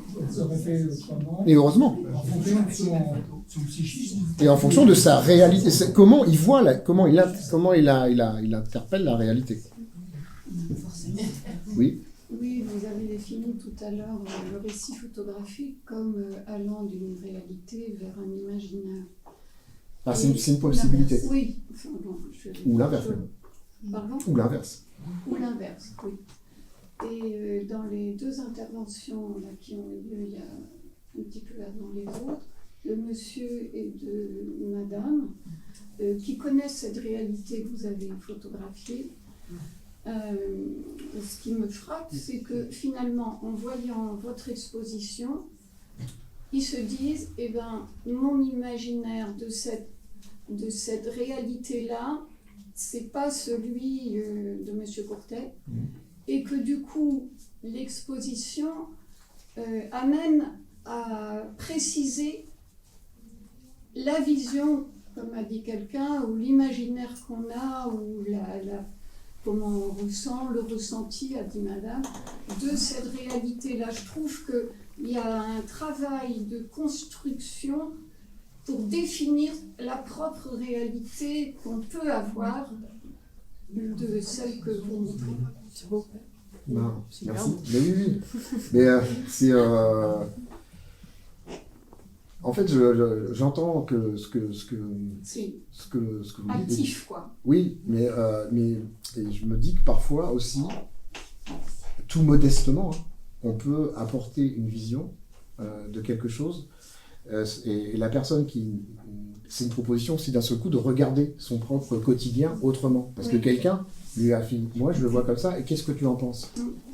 Et après, ça peut aussi modifier leur vision à eux, un petit peu, quoi. Il y a des réajustements qui peuvent se faire, non, ça ne convient pas, mais ça, oui, j'avais pas vu ça, de cette réalité-là. Complètement. Mais c'est un écho, parce que... Une aventure de regarder une exposition, c'est une vraie aventure, c'est une construction, on se construit aussi à travers les expositions qu'on peut voir. Pour rebondir à ce que vous me dites, j'avais commencé un projet il y a très longtemps sur Ludwigshafen, qui n'a pas été au bout parce que malheureusement la ville de Lorient n'a pas été courageuse à l'époque pour pouvoir financer ce projet. Voilà. Mais le jumelage, c'est quoi? C'est une rencontre entre deux villes, entre deux peuples, entre deux histoires. Ludwigshafen, qui veut dire Port-Louis, Lorient. Et j'avais cette envie, parce que le jumelage, c'est pas qu'une classe de 3e quand on envoie Ludwigshafen et vice-versa, quoi. C'est au-delà, ça doit aller au-delà, quoi. Et j'avais eu la chance de rencontrer la mère de Ludwigshafen et j'ai dit, qu'est-ce qu'on fait, quoi? Elle me dit, c'est génial votre projet, mais vous en parlez à mon cabinet. Voilà. Et ça n'a jamais été au bout. Et moi, je suis allé là-bas et j'ai rencontré des gens de Ludwigshafen. Et ils me disaient, mais j'ai montré des photos, parce que j'étais hébergé chez des gens qui vivaient là-bas. Ils m'ont dit, mais en fait, je ne voyais pas ma ville comme ça. Et je me dis, mais c'est quelque chose qui vient. Peut-être on pourrait dire à un photographe allemand de venir à Lorient, et il va regarder, et il va venir avec toute son histoire qu'il a avec Ludwigshafen, il photographie à Lorient, parce qu'en fait, on est, comme je disais tout à l'heure, on a, j'ai parlé de Tarkovsky, mais Sluban ou d'autres, bien sûr, on a tout cet héritage-là, et on se dit, mais il ne faut pas que ça vienne encombrer non plus nos choix. Faut pas, comme je dis, quand c'est trop présent, à un moment donné, on n'avance plus, quoi. Donc il faut que ça soit là, en même temps, il faut se détacher. Là, c'est pareil, on pouvait se détacher. Moi, je suis arrivé à Ludwigshafen avec mon histoire de l'Orientais. Et il y a des gens qui ont vu de la beauté dans leur ville. Et qui disaient, mais c'est pas possible, Ludwigshafen, c'est pas possible. On peut pas rendre belle cette ville. Et ben, on entend beaucoup ça de Lorient aussi. On dit, mais Lorient, c'est pas beau. Donc, voilà. C'est une histoire de regard. Et c'est une histoire, encore une fois, de regard. Oui, bien sûr. Il y a quand même la technique. Enfin, moi, j'ai pas vu l'expo, mais c'est très sous-exposé, par exemple. Oui. Donc c'est peut-être pour ça que les gens un peu. Ça veut pas dire qu'il n'y a pas de lumière, mais non. C'est aussi des choix. Oui. C'est un parti pris. Voilà, c'est un regard. Et là, juste j'ai une question. Là, il y a aussi ce que vous appelez les prélèvements. Oui, il y a tout. Oui, il y a tout. Oui, oui. Ça, c'était avant le tri. D'ailleurs, on peut parler du tri, hein, parce que c'est quelque chose d'important. Qu'est-ce qui fait? Ah oui, d'accord. Je sais pas. Juste une petite réaction comme ça, oui. Rapidement. Ce que je trouve intéressant dans vos deux réalisations, c'est la proximité géographique, la proximité plus intime. Et je trouve ça intéressant comme démarche parce que souvent, les grands projets, il faut aller très loin, il faut des images chocs, il faut ceci, cela, alors que tout près de chez soi, dans son cercle proche, oui. Il y a tellement de choses à dire, tellement de choses à voir, tellement de choses à... Après, c'est un peu de l'exotisme un peu. Oui, malheureusement. C'est vendeur. Oui. Oui, et en même temps, c'est triste. Mais là, je vois la vallée des Saints sur la caravane. C'était ma façon de traiter éventuellement la vallée des Saints. Maintenant, je comprends. Voilà. Mais je n'ai pas mis parce que ça situait trop. Voilà. C'est pour ça que je n'ai pas sélectionné, mais peut-être cette photo sur la vallée des Saints, je ne sais pas, peut-être passer. Parce que la vallée des Saints, j'ai l'impression qu'on nous oblige à y aller. En fait, on oblige les touristes à y aller. Enfin, je sais pas, bientôt il y aura des... Il y a un grand parking. Payants. Oui. Des mugs. Chacun pourra partir avec sa petite statue de saint. Le projet, à l'origine, il faut le dire quand même, la personne qui a initié ce projet a dit il faut rechristianiser la Bretagne. Voilà. Donc il faut bien lire les articles dans Libération aussi pour aller voir ça. Bon, moi, je veux aller voir. Et aujourd'hui, il y a des flyers partout, la vallée des Saints, la vallée des Saints, la vallée des Saints. Personne ne voit l'envers du décor. Il y a aussi beaucoup d'industriels qui ont leur statut, ça permet aussi de défiscaliser. Voilà, on en est là, quoi. Donc, pourquoi pas, mais il faut voir l'envers du décor. Pour l'instant, il y a 150 ou 200 statuts, ils veulent en mettre 1000. Et moi, quand je suis allé là-bas, quand je suis revenu après de cette vallée, de cet endroit, et j'ai vu cette caravane en contrebas. J'ai fait un demi-tour, je suis allé voir, j'ai regardé autour, parce que je fouille un peu comme ça, au départ je suis un peu prudent, parce que je sais que même si la caravane elle paraît abandonnée, ou pas, enfin bon, j'y vais doucement. Et je tourne autour, je vois que je fais ça, et je vois qu'il y avait une cafetière, je vois qu'il y avait un sac de couchage, je me dis, à mon avis, il est encore un peu habité. Et autour de cette caravane, il y a des soutiens-gorge qui sont suspendus, et c'est marqué la vallée des Saints, si vous l'avez pas vu la photo, L'' à vallée des Saints. Et ben, j'étais content de me lever à 5h du matin. Parce que je venais avec deux photos, la photo du camion et la photo de cette caravane. Et je dis, j'avais gagné ma journée, moi, 2 photos, c'est déjà énorme. Mais par contre, cette photo, justement, quand on parle du tri, on va y venir sur le tri, en fait, cette photo, elle est... si j'avais vraiment voulu serrer et dire, je fais un documentaire sur ce territoire-là, cette photo, elle ferait rentrer. Tout comme peut-être en opposition, une photo d'une statue, par exemple. Une statue avec une hache comme ça coupée, quand on prend en contre-jour, c'est assez étonnant. Donc voilà, mais du coup, cette photo, par contre, elle a été... C'est celle-là, voilà. Elle a été un peu écartée, mais elle n'est pas jetée, par contre. Parce que l'art du tri, c'est de choisir, mais c'est pas de jeter. Mettre de côté. Et mettre de côté, oui. J'ai une question, j'ai vu que 2, 3 série, pas série puisque c'est le hasard, mais j'ai l'impression quand même qu'il y a des photos, enfin il y a une photo par exemple chez une jeune femme, j'ai pas vu votre expo encore, qui m'a ravie, on peut le dire. Enfin, je me suis dit c'est pas possible, enfin elle se détache vraiment des autres, il y en a 2 ou 3 comme ça, et je vois elles font partie de l'expo. Et on est tous d'accord pour dire qu'elles sont. Je ne sais pas si elles font. Parce que là, elles sont pas toutes dans l'expo. Il y a des étiquettes derrière. Il y a des personnes qui ont vu l'expo qui m'ont dit qu'elles. Ah, ok, d'accord. Je dis pas ça. Et du coup, je me dis quand même, peut-être, il y a aussi dans le choix, et même qui peut peut-être influer sur votre propre récit, des images qui vous dépassent de vous-même. Enfin, ça, c'est comme tout travail créatif. On est traversé. On est. Voilà, c'est une transcendance quoi quelque part.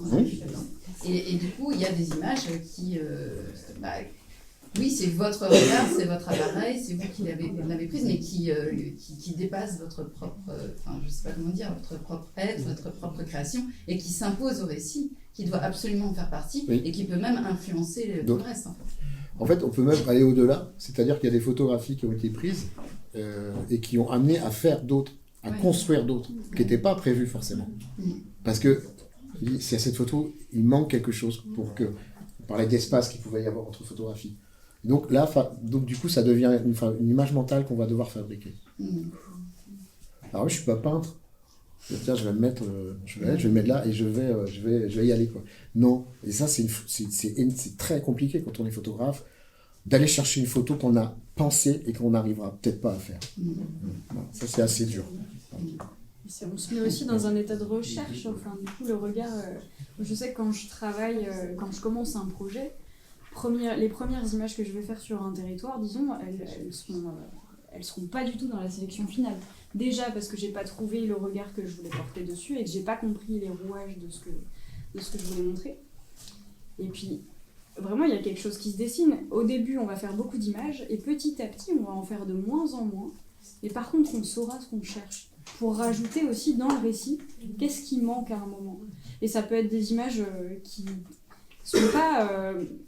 qu'on mettrait pas au-dessus de son canapé. Ou en tout cas pas des images des plus fortes, mais des images de transition par exemple. Ça c'est hyper important aussi dans un récit d'avoir des images de transition. Alors c'est quoi une image de transition ? Peut-être que chaque photographe aura sa réponse, mais peut-être des images de respiration, des images moins fortes qui permettent de replacer un contexte. Et est-ce que ça serait pas ça, l'image de transition, la bonne photo finalement ? C'est comme la relation, deux individus isolés, vous les mettez en relation, il y a une relation qui s'installe, et c'est là que ça parle. Oui, donc en fait on est là comme un intermédiaire. Provocateur de... Peut-être. Mais moi c'est pas ça, je trouve que moi je trouve la question pareil quand j'anime un atelier, la question que je pose c'est quoi une bonne photo, et chacun va y aller de sa propre définition, et en fait voilà, peut-être on va dire la bonne photo c'est le World Press Photo, oui, elle est primée par les plus grands, bon, peut-être une bonne photo, non, c'est peut-être celle qui va permettre de faire les autres finalement. Moi, en tout cas, je l'envisage comme ça, plus modestement. Une bonne photo. Là, dans les photos qui circulent, il y a une bonne photo, et je sais qu'elle n'est pas dans l'expo. Mais elle a permis d'en faire tant d'autres. Et voilà, moi je le sais. Et puis c'est des moments comme ça aussi, ces apartés et ces lieux-dits, qui permettent aussi d'avoir des échanges comme ça sur l'envers du décor. Disons, si je comprends bien, la photo avec la caravane et les soutiens-gorge, c'était une manière d'interroger la démarche, en fait. Alors ça, oui, mais c'était plus, c'était une manière de... En fait, quand on travaille sur ce territoire-là, on s'imprègne de la réalité de ce territoire et de l'histoire de ce territoire. Et l'histoire de ce territoire, vous l'avez dit, vous connaissez mieux que moi ce territoire, vous y êtes. Mon père était garde champêtre, il s'occupait du logement des réfugiés de l'Orient. Voilà, donc ça remonte encore. Donc c'est un territoire qui est lié quand même à l'exode. Des exodes, des départs, des arrivées, en fait. C'est un territoire rural, donc l'agriculture. C'est un territoire qui est lié, qui est aussi relié avec la spiritualité. Voilà, alors je dirais au-delà de la religion, la spiritualité. À Plouray, il y a les centres bouddhistes. Il y a l'abbaye de Langonette. À côté de l'abbaye de Langonette, en face, dans ce couvent, qui avait le couvent, et aujourd'hui c'est une communauté qui s'appelle la Bascule, qui s'est installée avec des jeunes néo-ruraux qu'on appelle, qui sont installés là. Il y a une relation avec le bétail. C'est pour ça qu'il y a, vous avez vu un cochon aussi, dans un abattoir près de Plouay. Parce que le travail a commencé après Plouay. Dès que j'ai quitté l'agglo, en fait. Parce que je trouve que déjà, dès que vous passez Plouay, on voit que les choses changent un peu.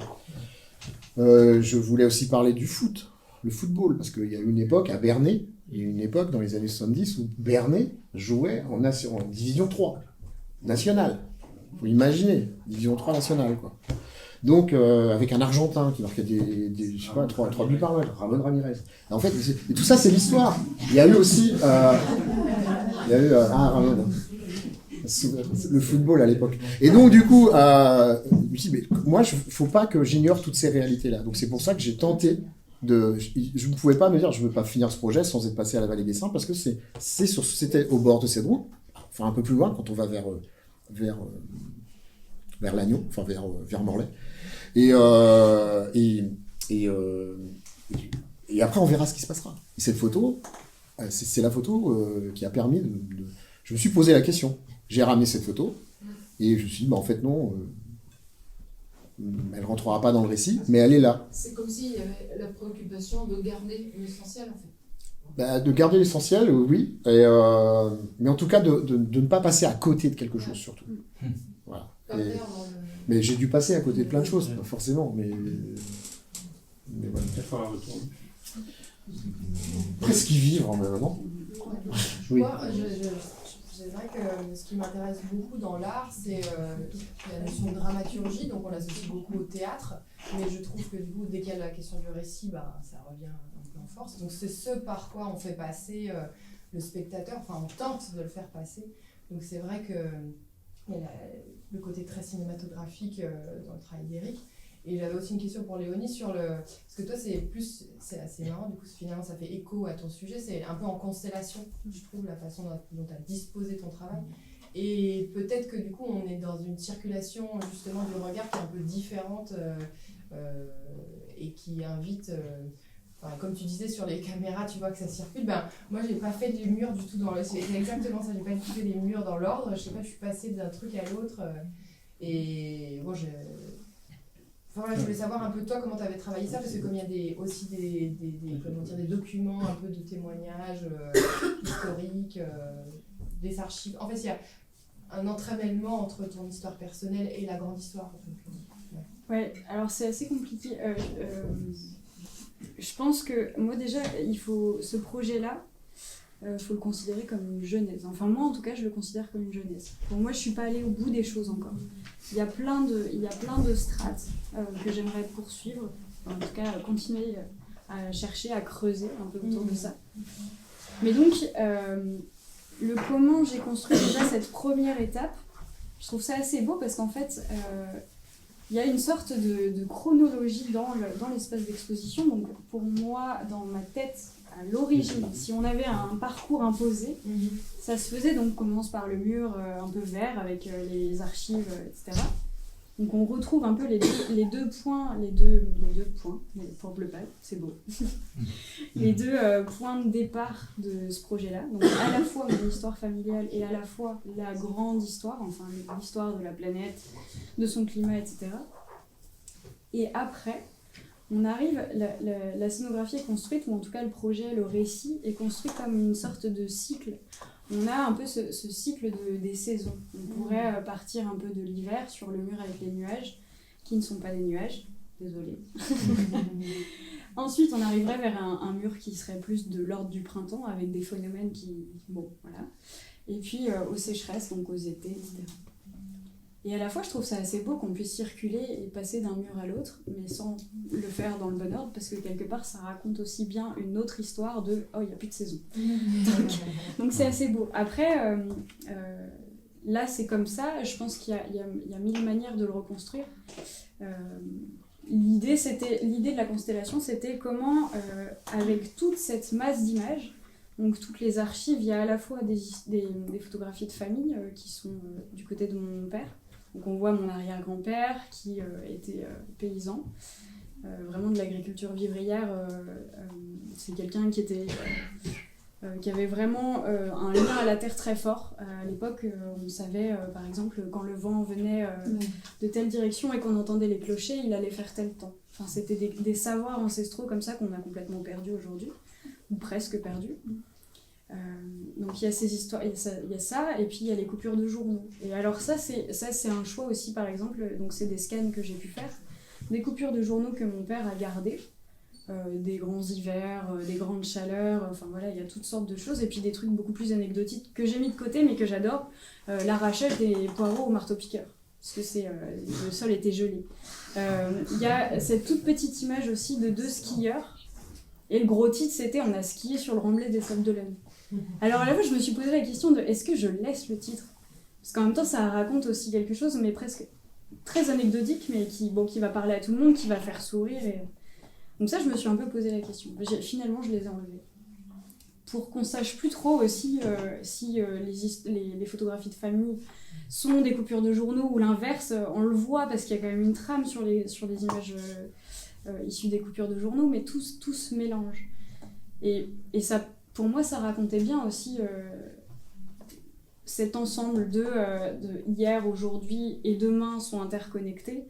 Donc il fallait que les images soient interconnectées aussi, qu'elles puissent dialoguer, que cette image des skieurs sur le remblai des Sables d'Olonne en Vendée puisse dialoguer avec celle d'une image de mon père qui construisait un bonhomme de neige dans la cour quand il était enfant, pendant la récré.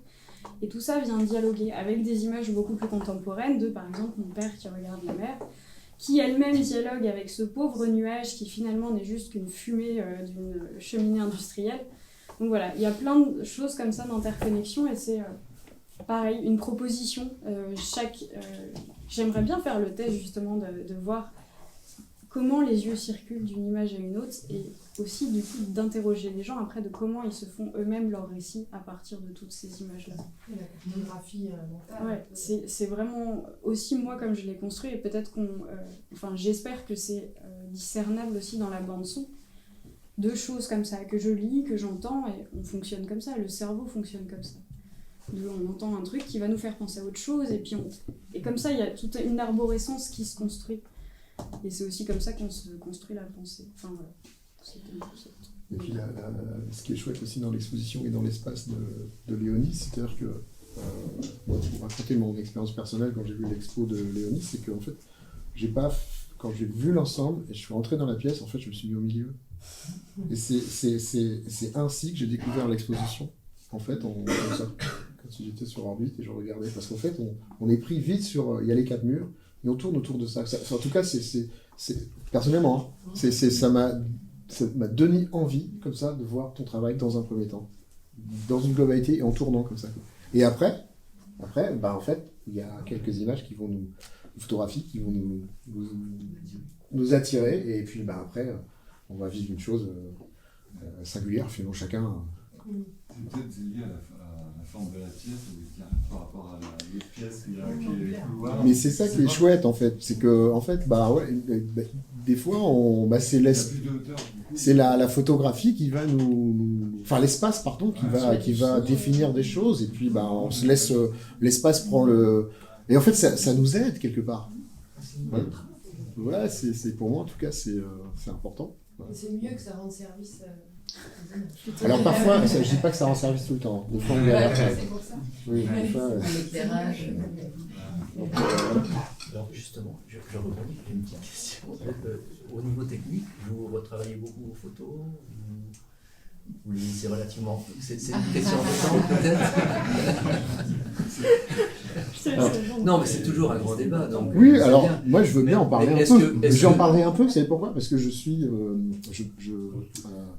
comment dire? Je suis pas un très bon technicien de la post-production. Et Léonie peut me confirmer les choses. J'ai eu beaucoup de mal à l'ère numérique. Bah, je l'ai dit, je crois, la révolution numérique. Là, j'ai eu beaucoup de mal. J'ai tenté de résister. Je me suis dit, tant qu'il y aura des rayons, à l'époque, quand le numérique était arrivé, moi j'étais encore en région parisienne, et à la FNAC de Saint-Lazare, il y avait encore du papier Kodak, et puis Agfa, et des pellicules Kodak. Donc je me suis dit, bon, c'est un passage au numérique. Quelle intuition. Bonne intuition sur ce coup-là. Et en fait, bah oui, à un moment donné, j'ai dû m'y mettre, quoi. Voilà, donc du coup, parce que pourquoi? On peut continuer à faire de l'argentique. C'est pas ça que je suis en train de remettre en cause. Mais après, il faut les moyens, il faut un labo, et puis c'est compliqué. Et puis après, la question s'est posée autrement. Ça m'a permis de poser une question, de savoir, c'est quoi le plus important? Est-ce que c'est l'acte d'écriture, ce que tu as envie de dire? Ou est-ce que faire une belle image en argentique, noir et blanc, etc. Bon. Et là, j'ai dit, bah non, ça va prendre le dessus.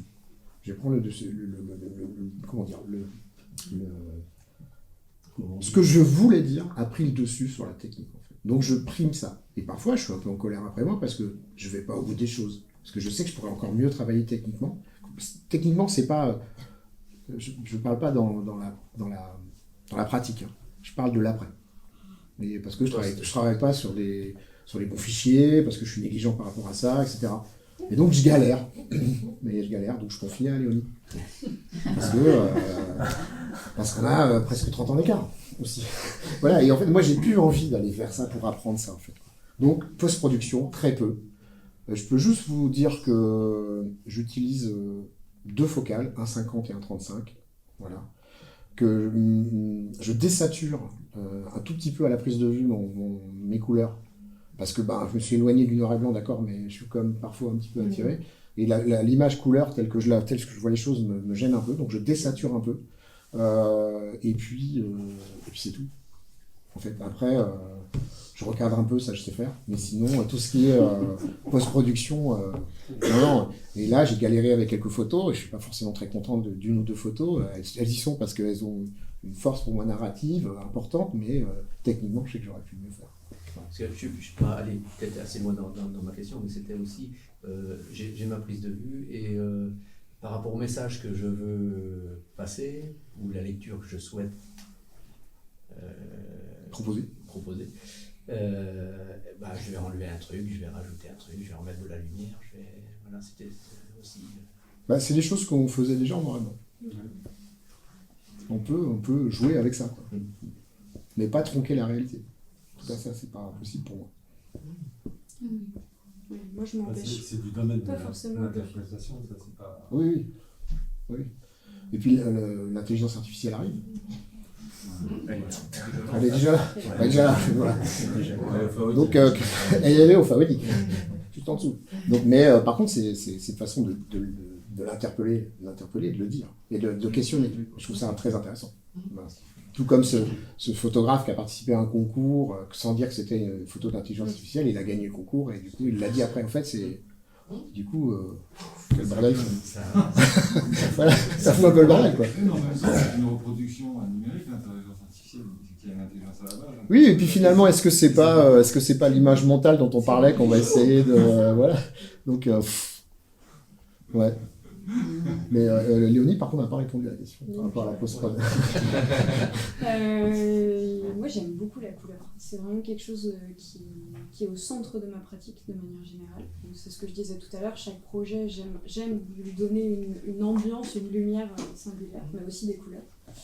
Et pour ce projet-là, j'ai pas tellement su jusqu'à une image que j'ai faite en argentique, celle de la bille.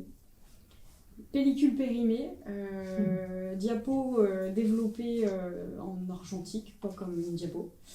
Et il s'est passé cette espèce de vert un peu étrange, là. Ce vert, rose, mélange de toutes ces couleurs. J'avais fait cette photo en numérique, elle était bleue très sombre, rien à voir, très passée. Et là, révélation sur le vert. Et donc en fait, cette image m'a servi comme point de départ pour tout le reste des images, ou presque tout. j'ai par exemple l'image des nuages, enfin du faux nuage, là, cette espèce de masse, elle était grise, comme un ciel gris de base. Et donc j'ai rajouté en post-production cette espèce de vert qu'on retrouve et qu'on va venir retrouver. Et ça, c'est quelque chose que j'aime vraiment faire, de réussir aussi par la couleur à former un récit, un autre récit, une autre strate. Et donc il y a ce vert, il y a le rose aussi qu'on va retrouver, et des pointes de bleu. Et ça, il y a à la fois un choix dans la prise de vue. Je déteste le vert, je ne photographie jamais une herbe ou un végétal vert. Vraiment en photographie, à part en argentique, en numérique, je trouve que c'est très mal restitué. Donc je vais l'évacuer de mon cadre à chaque fois. Pareil pour les ciels bleus, et enfin voilà, il y a quand même une espèce de psychose avec ces couleurs dans ma pratique. Et après, je joue aussi en post-production. Il y a quand même beaucoup de choix sur le moment de la prise de vue et qui vont se décliner aussi après en post-production. Pour donner une certaine homogénéité aussi dans les lumières. Ouais. Je vous prie de m'excuser, je vais repartir avec mon groupe, parce qu'il y a un problème de restitution d'un véhicule. Juste pour ceux qui s'en vont, il y a un livre, et là je trouve ça dit beaucoup de choses. Vous connaissez Stéphane Lavoué, le travail de Stéphane Lavoué. Il a fait un travail qui s'appelle Le Royaume, qui se situe dans le Vermont aux États-Unis. Et justement, à la fin de ce livre, il y a Judith Pérignon, qui est une journaliste de Libération, qui a écrit un texte, et une fiction totale à partir des photographies qui sont proposées par le travail de Stéphane Lavoué. Et je trouve que la rencontre entre le photographe et l'auteur qui va venir écrire, et qui va justement s'emparer des failles, s'emparer des choses qu'il y a à côté des photographies, ou dans les photographies, mais qui ne sont pas dites, en fait, et qui proposent une narration pour pouvoir, en fait, et puis, elle s'est fait sa propre interprétation, elle a regardé cette association de personnages et de paysages, et elle a raconté une histoire vraiment d'une femme qui est en quête de retrouver quelqu'un qui serait égaré depuis le Vietnam et qui se serait peut-être perdu sur ce territoire du Vermont, quoi. Voilà, je trouve ça intéressant. Ça renforce un peu aussi l'idée de le récit photographique peut apporter ce genre de choses, quoi. Et voilà. C'est la rencontre aussi après entre l'écrivain et le photographe. Merci pour cet échange. Merci à vous. Merci beaucoup. Merci beaucoup. C'était un quart en fait. Merci. Il est arrivé en quart. Tout le monde part en même temps. Merci. Merci. Merci. Vous n'avez pas demandé aux gens s'ils avaient des rêves, par exemple, vous auriez pu essayer de photographier les rêves, mais bon, c'est difficile. Mais en fait, quand on échange avec les gens comme ça, sur un projet, la notion de rêve c'est pas une question que j'ai posée. C'est plutôt la notion de quel est ton rapport avec le territoire, quoi. Ouais. C'est surtout ça, quoi. Non mais vous avez perdu. C'est très bien d'avoir de l'imaginaire. Ouais. Mais je sais pas, l'imaginaire. Moi, il venait avec les. Je pense un peu à l'expo Les Audiciens avec. Voilà, Vincent de Tapos, qui était photographe, et il y avait une des audiciennes qui a répondu à ça, c'était Nibal Al-Choufi, et elle avait dit qu'elle avait envie de partir en vacances en camping-car, dans les forêts allemandes, je ne sais pas quoi, où on n'est jamais allé. Et puis voilà, quoi. Alors que c'est quand même. C'est notre démarche, je crois. De l'ordre de l'intime, les gens ne disent pas toujours de quoi ils rêvent, surtout quand tu arrives de là aussi, de Syrie. Et là, effectivement, je crois que c'est une autre démarche du photographe, c'est pas pareil, quoi. Oui, mais là, c'était aussi polyvalent, il y avait aussi Marion Chaumartelot, Bastille Chaulot. J'ai oublié. Oui, donc c'était aussi à trois têtes, quoi. Mais c'était bien réussi.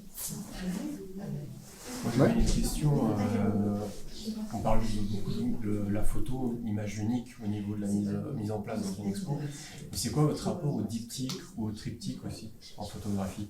Parce que moi, des fois je me pose la question déjà ne serait-ce que de dire, mettre une image avec une autre, il y a déjà un rapport qui se crée, oui.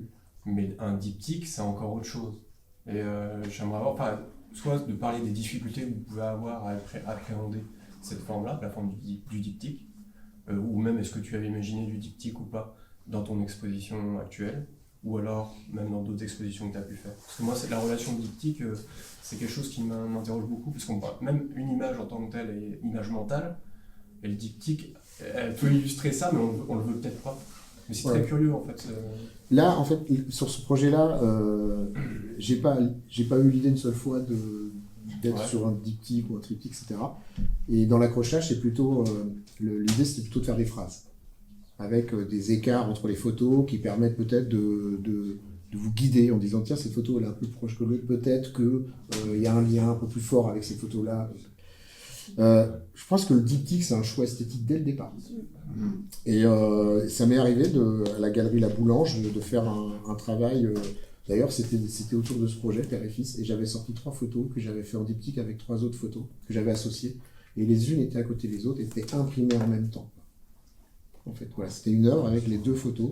Et parce que là, c'était vraiment, je assumais l'idée du diptyque. Et là, le diptyque, on imposait au spectateur la photographie, le lien entre les 2 photographies. On ne pouvait pas faire autrement. Il y a déjà un titre qui invite à ça, quand même. Oui, et c'est ça de façon le diptyque. Ou le triptyque, c'était vraiment de se dire. Et surtout le diptyque, c'est fort, parce que le diptyque, ça a été une histoire dans l'art, le diptyque. Déjà bien avant la photographie. Donc, mais là, ça revient en force. Ça pouvait bien s'y prêter, puisqu'il était question d'un territoire et des gens du territoire. Donc moi, j'aurais très bien imaginé. Il y a Max Rich, on le fait sur l'expo. D'ailleurs, Max Rich, oui. Alexis, qui avait fait son travail, on s'appelle Paradis. Alors, je n'ai pas vu ce travail, mais j'ai entendu parler de ce travail. Et il y a un paysage et une personne, et avec en plus, c'est un projet hybride.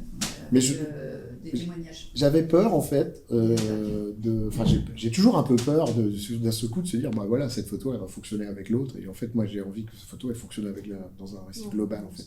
Et le diptyque me disait ce personnage il sera associé à ce paysage, ou ce personnage sera associé à je sais pas moi, une maison, une pièce, ou peut-être même un élément de décor, ou voire même une nature morte, parce qu'il y a des natures mortes aussi finalement. Et ben moi j'avais pas envie d'enfermer ça dans le diptyque, mais je peux entendre qu'on ait envie de le faire, mais ça c'est faites-le mentalement. Le diptyque, Pardon. Tout à l'heure tu parlais des 3 photos, la vache, le camion et l'agriculteur. Bah là ça fait un c'est pas un truc. Alors je te remercie d'être venu, Stéphane. Non, parce que alors j'ai associé ces 3 images-là, mais je considère pas ça comme un triptyque en fait. C'est quoi? Comment tu fais la différence? Il y aurait que ça. Et il y aurait énormément d'écart avec le reste. Enfin, moi, là, il est intégré dans le récit. Oui, c'est même dans une phrase avec 4 ou 5 photos. Ouais. Mais on peut encore ressortir cette lecture-là, quoi. D'ailleurs, souvent, elles sont. Enfin, aujourd'hui, en tout cas, ce que je remarque, il y a Vincent Chavannes, je crois, qui a travaillé justement sur Improbable Jardin. Sur des diptyques, en fait, il appelait ça des haïkus. Ah oui, c'est le diptyque assumé. Ils sont vraiment, les photos sont collées.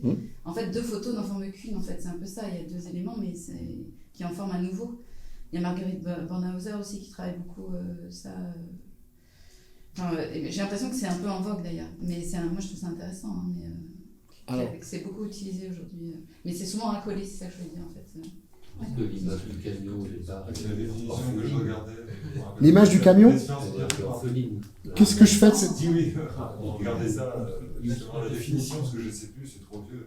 C'est à la fac, oui, effectivement. Bob pose une question de savoir est-ce que l'image du camion dont tu parlais tout à l'heure, comment elle fonctionne toute seule, quoi. Voilà, donc c'était aussi le propos entre l'abattoir et le paysan. Voilà, ça fait une histoire en 3 photos.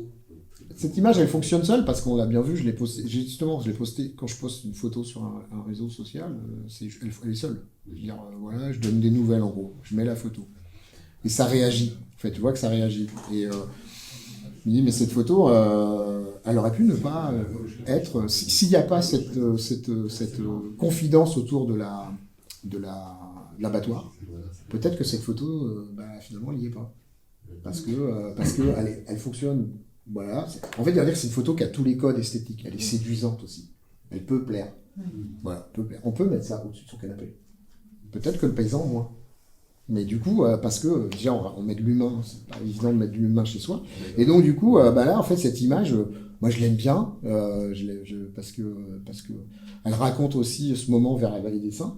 Bref, elle a tout ça, c'est un échantillon que j'ai en moi, mais cette image, mais elle aurait pu ne pas être parce que l'esthétique ne suffit pas des fois quoi. Et puis on peut rajouter même une photo qui sera beaucoup moins belle, beaucoup moins esthétique, mais par contre qui donnera plus de sens au projet. C'est ce que tu disais, qu'est-ce qu'une belle photo finalement. Oui, c'est ça. Donc là, c'est l'attention. C'était qu'est-ce qu'une bonne photo. Ouais. Belle. Bonne. Vous aviez dit bonne. Oui, je crois. Ouais, enfin, bon. J'ai dit bonne, je crois. Ouais, c'est quoi ouais, qu'est-ce qu'une bonne photo? Je sais pas. Oui, je trouve ça intéressant que vous ayez... Enfin, pour moi, j'avais entendu bonne, mais du coup, que vous disiez belle, je trouve que c'est un trébuchement. Bonne journée ou belle journée? Parce que ça veut dire la même chose. Et là, on peut continuer à débattre longtemps. Pour finir sur cette question du diptyque, triptyque, où je crois que ce soit Eric ou moi, on travaille en série en fait. C'est aussi un choix, une affinité photographique. On travaille, on conçoit nos projets comme des séries. Et effectivement, c'est des choix distincts au début qui se font ou pas de faire un diptyque ou. Mais il y a des séries de diptyques. Alors ouais, c'est pour ça que le diptyque doit exister en tant qu'œuvre. C'est le diptyque, ok. Après moi, ce qui m'intéresse, c'est surtout la question qu'est-ce qui convoque chez vous une envie de diptyque aussi. C'est ça, on peut pas. Ben, en fait, moi, si je peux, j'ai pas fait beaucoup de diptyques, hein, mais la Boulange, c'était une exposition collective et j'avais un espace voilà, un peu réduit, hein, et j'avais envie j'avais rien de nouveau à montrer, voilà, pour être honnête. Et puis j'ai fait un editing particulier chez moi où j'avais les photos de tirage de lecture de ce projet, et puis j'ai associé en fait une photo avec une autre photo et je les ai tirées en fait sur le même papier, sur le même voilà. C'était parce que je disais que ce travail-là pouvait être vu comme ça en fait, mais donc et présenté ainsi. Mais, c'est possible de faire tourner ce livre oui. On va donner les deux même. Alors oui, ça c'était le petit. Non, ça c'était le petit cahier, le petit catalogue d'expo qu'il y avait au départ. Et puis j'ai eu la chance de rencontrer Marie-Hélène Lafont, qui justement, quand elle voit le travail à l'Artothèque d'Elmont, elle me dit moi j'ai envie d'écrire. Et pratiquement on pourrait pratiquement faire des diptyques aussi, parce qu'elle a écrit un texte, parfois inspiré par une image, mais c'est pas monté comme ça dans le film, dans le livre, parce que lapsus encore, parce que je voulais être cinéaste. C'est Koraff qui a fait Papis. Oui, bien sûr, ce Koraff, il a fait oui. Et donc, en plus, vous m'avez sur le cinéma russe. Mais du coup, en fait, je trouve que le diptyque, parfois, il enferme un peu. Voilà. Mais là, il y avait des arbres et des personnes. Je trouve que l'arbre avec les personnes, ça pouvait raconter des choses. Vous voulez peut-être regarder aussi. Et comment de votre père, il avait avec la plume de Saint-Jean. C'était vraiment dans l'ancien temps. Ah oui. Ouais. En frappant la plume dans le Je sais pas, j'étais pas née. Je ne sais pas. Il y a vraiment un contraste entre ça et puis la sonde qui est au plus loin de l'univers, qui arrive à faire un petit point pour la Terre. C'est énorme. Mais je trouve, en fait, on n'en a pas beaucoup parlé, mais de ce que je ressens. Enfin, moi, je trouve que quand je regarde et j'écoute le travail de Léonie, je vois aussi quelque chose qui résonne avec l'actualité. Non, d'accord. Oui. Et en fait, on n'a pas beaucoup parlé, mais en fait, c'est la crainte, et la dérive et la question de l'environnement, quoi. Elle est là, quoi. Et je trouve que c'est une façon de la poser. C'est ça aussi le récit. C'est une façon différente de poser la question de la réalité. De se poser en regardeur et en question. Parce qu'on a été invité à une émission cette semaine à Radio Valide. En fait, c'était une émission politique, on ne savait pas. On passait juste après Morgane Large. Et on est arrivé à l'émission, en plus elle était en cours, quoi. Donc, on se dit, bah voilà, pour donner de la crédibilité à l'émission, il fallait qu'on aborde notre travail à travers un regard politique. Parce que, moi, là-dessus, j'ai pas un problème. Sur l'engagement, c'est pas un souci. Mais c'est difficile, justement, en fait, c'est difficile de dire je fais un travail politique. Je fais un travail qui est plus anthropologique, je veux dire, qui résonne avec le social, mais qui n'est pas engagé dans le sens politique. Parce que je suis engagé en tant que citoyen, mais ce n'est pas mon œuvre photographique qui fait un engagement, en tout cas. C'est un engagement, mais ce n'est pas un engagement politique. Enfin, encore que. La frontière est toujours... Moi, je vois deux enjeux. On parle dans ton travail, dans vos travaux, d'abord sur le rapport au changement climatique. Et moi, il y a un truc aussi que je trouve un autre enjeu, c'est le rapport à la localité. On parlait d'exotisme, du rapport à l'exotisme. Et je pense que quand on regarde, ou on commence à parler du rapport à ce que le voyage en avion, ce que ça fait au niveau du CO2 et ainsi de suite, après ça c'est mon avis personnel, mais nos rapports aux distances ils vont changer aussi. Et tous les travaux qui sont faits, qui ont un rapport à l'intérieur, dans nos régions, retour dans nos régions, pour moi c'est ce qui fait sens aujourd'hui. On est vraiment dans, pour ma part, si on parle de contemporanéité, en fait c'est la localité, vraiment. Après c'est mon avis perso. Le retour aux sources. Ouais, c'est local, le micro peut faire le plus. Allez, enchanté le... Je pense.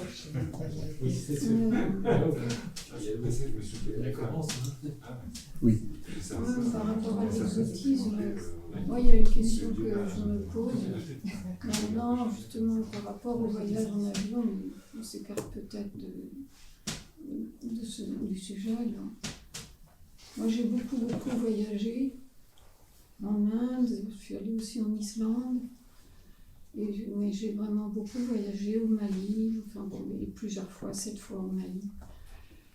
Et maintenant, j'ai décidé de ne pas prendre l'avion. Donc, effectivement, de réduire les distances, il y a plein de choses à voir en France. Même en Bretagne, ça suffit pour une vie.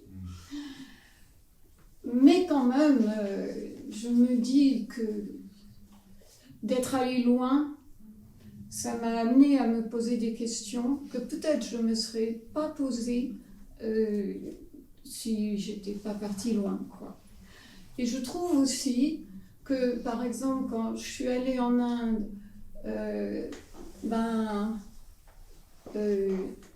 je me suis dit, c'était en 1980, vraiment, j'avais lu plein de choses sur l'Inde, les castes, la pauvreté, les bidonvilles, la religion, les religions, mais de voir et d'y être, les odeurs, la foule à Calcutta, les lieux de crémation, le Gange, sa saleté. Et pour moi, je crois que dans mon rapport au monde, ça a été fondamental. Et mon voyage en Islande, c'est... On est sur une croûte et on entend le magma dessous. Et ça, on ne l'a pas si on ne voyage pas. Ah, vous avez vu le film Survivre? Pardon? Le film Survivre, vous avez vu? Ils ont fait une projection salée justement, un film islandais sur le naufrage d'un pêcheur, justement. Donc l'exotisme, si évidemment on fait des belles images avec plein de couleurs, tout ça, mais aller loin, c'est quand même utile. Non, mais rien ne s'oppose en fait. Voilà, je trouve que c'est très... Et je me dis pour les nouvelles générations qui sont soucieuses de l'environnement, eh ben, ils vont être privés de ça. Et c'est une vraie question pour moi. Il faut réinterroger c'est quoi la question du voyage aussi, mais... Oui, c'est votre réalité, c'est pour ça que je tenais à rebondir là-dessus tout de suite, parce qu'on peut voyager... Oui, on peut voyager si c'est un seul. Voilà. On n'est pas obligé d'aller voir ailleurs pour se rendre compte, voilà. Non, ça dépend. Mais après, je parlais du film, il illustrait par exemple l'Islande, par certains points de l'Islande. Et je trouvais que c'était juste à travers tout ce que vous avez raconté. Vous voyez, on peut aussi voyager ou se nourrir de regard des autres. Mais l'exotisme, c'est ce qui est différent en fait. Et comme dit, une personne qui aime le Chapman, qui va photographier l'Orient, et des gens qui ne vont pas reconnaître l'Orient. Oui. Oui, ça peut se jouer avec des distances de regard, c'est ça. de placement, De regard. Par rapport à un vécu aussi. Je ne crois pas que ce soit une question de déplacement, d'aller vers l'exotisme. Je pense que c'est aussi soi-même qu'on déplace et soi-même qu'on met dans une situation de regardeur différent. Et c'est ça qui produit pour moi quelque chose de créatif. Soi-même, on se met en condition, on est mis en condition de poser un regard différent sur les Oui, choses. c'est vrai que l'exotisme peut être... C'est ouvert, c'est ouvert. Non, c'est une vraie question. Merci à vous. Au revoir. Il a une photographe voyageuse à côté de toi. Moi, je fais partie des voyageuses anonymes. Il y a les alcoolos anonymes. Moi, je suis voyageuse anonyme parce que maintenant, c'est très culpabilisant de dire qu'on voyage. C'est presque une routine sociale. Donc, j'ai arrêté de parler de moi.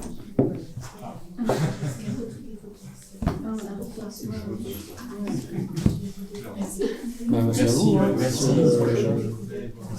Oui, il y a une autre chose que je voulais dire à propos de la liberté qu'on a dans une exposition de photographie et de la liberté qu'on a dans un livre. Quand on lit un roman, évidemment, c'est un volume avec une page 1 et une page 500 ou 300. Mais on a aussi toute la liberté de voyager, de revenir sur certaines phrases, certains chapitres, de commencer par la fin, de commencer par le début, puis un moment d'aller à la fin ou au milieu.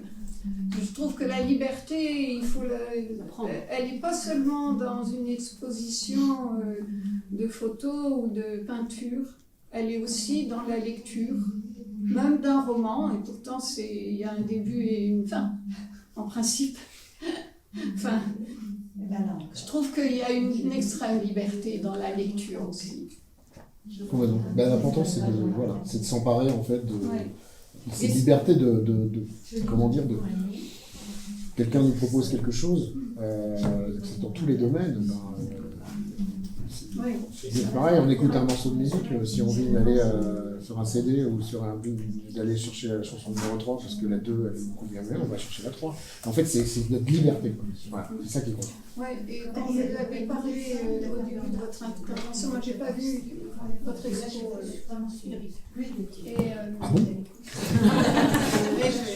Je sais que vous êtes une fidèle, c'est pour ça. Vous mettez pas de légende.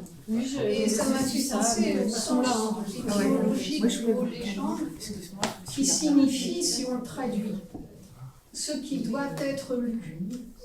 Parce que le suffixe nd en latin, ça veut dire ce qui doit être. Et la racine qui est devant, à savoir la lire, et voilà, tous les mots avec ND, agenda, ce qui doit être fait, légende, ce qui doit être lu, référendum, ce qui doit être rapporté, mémorandum, ND, c'est ce qui doit être lu.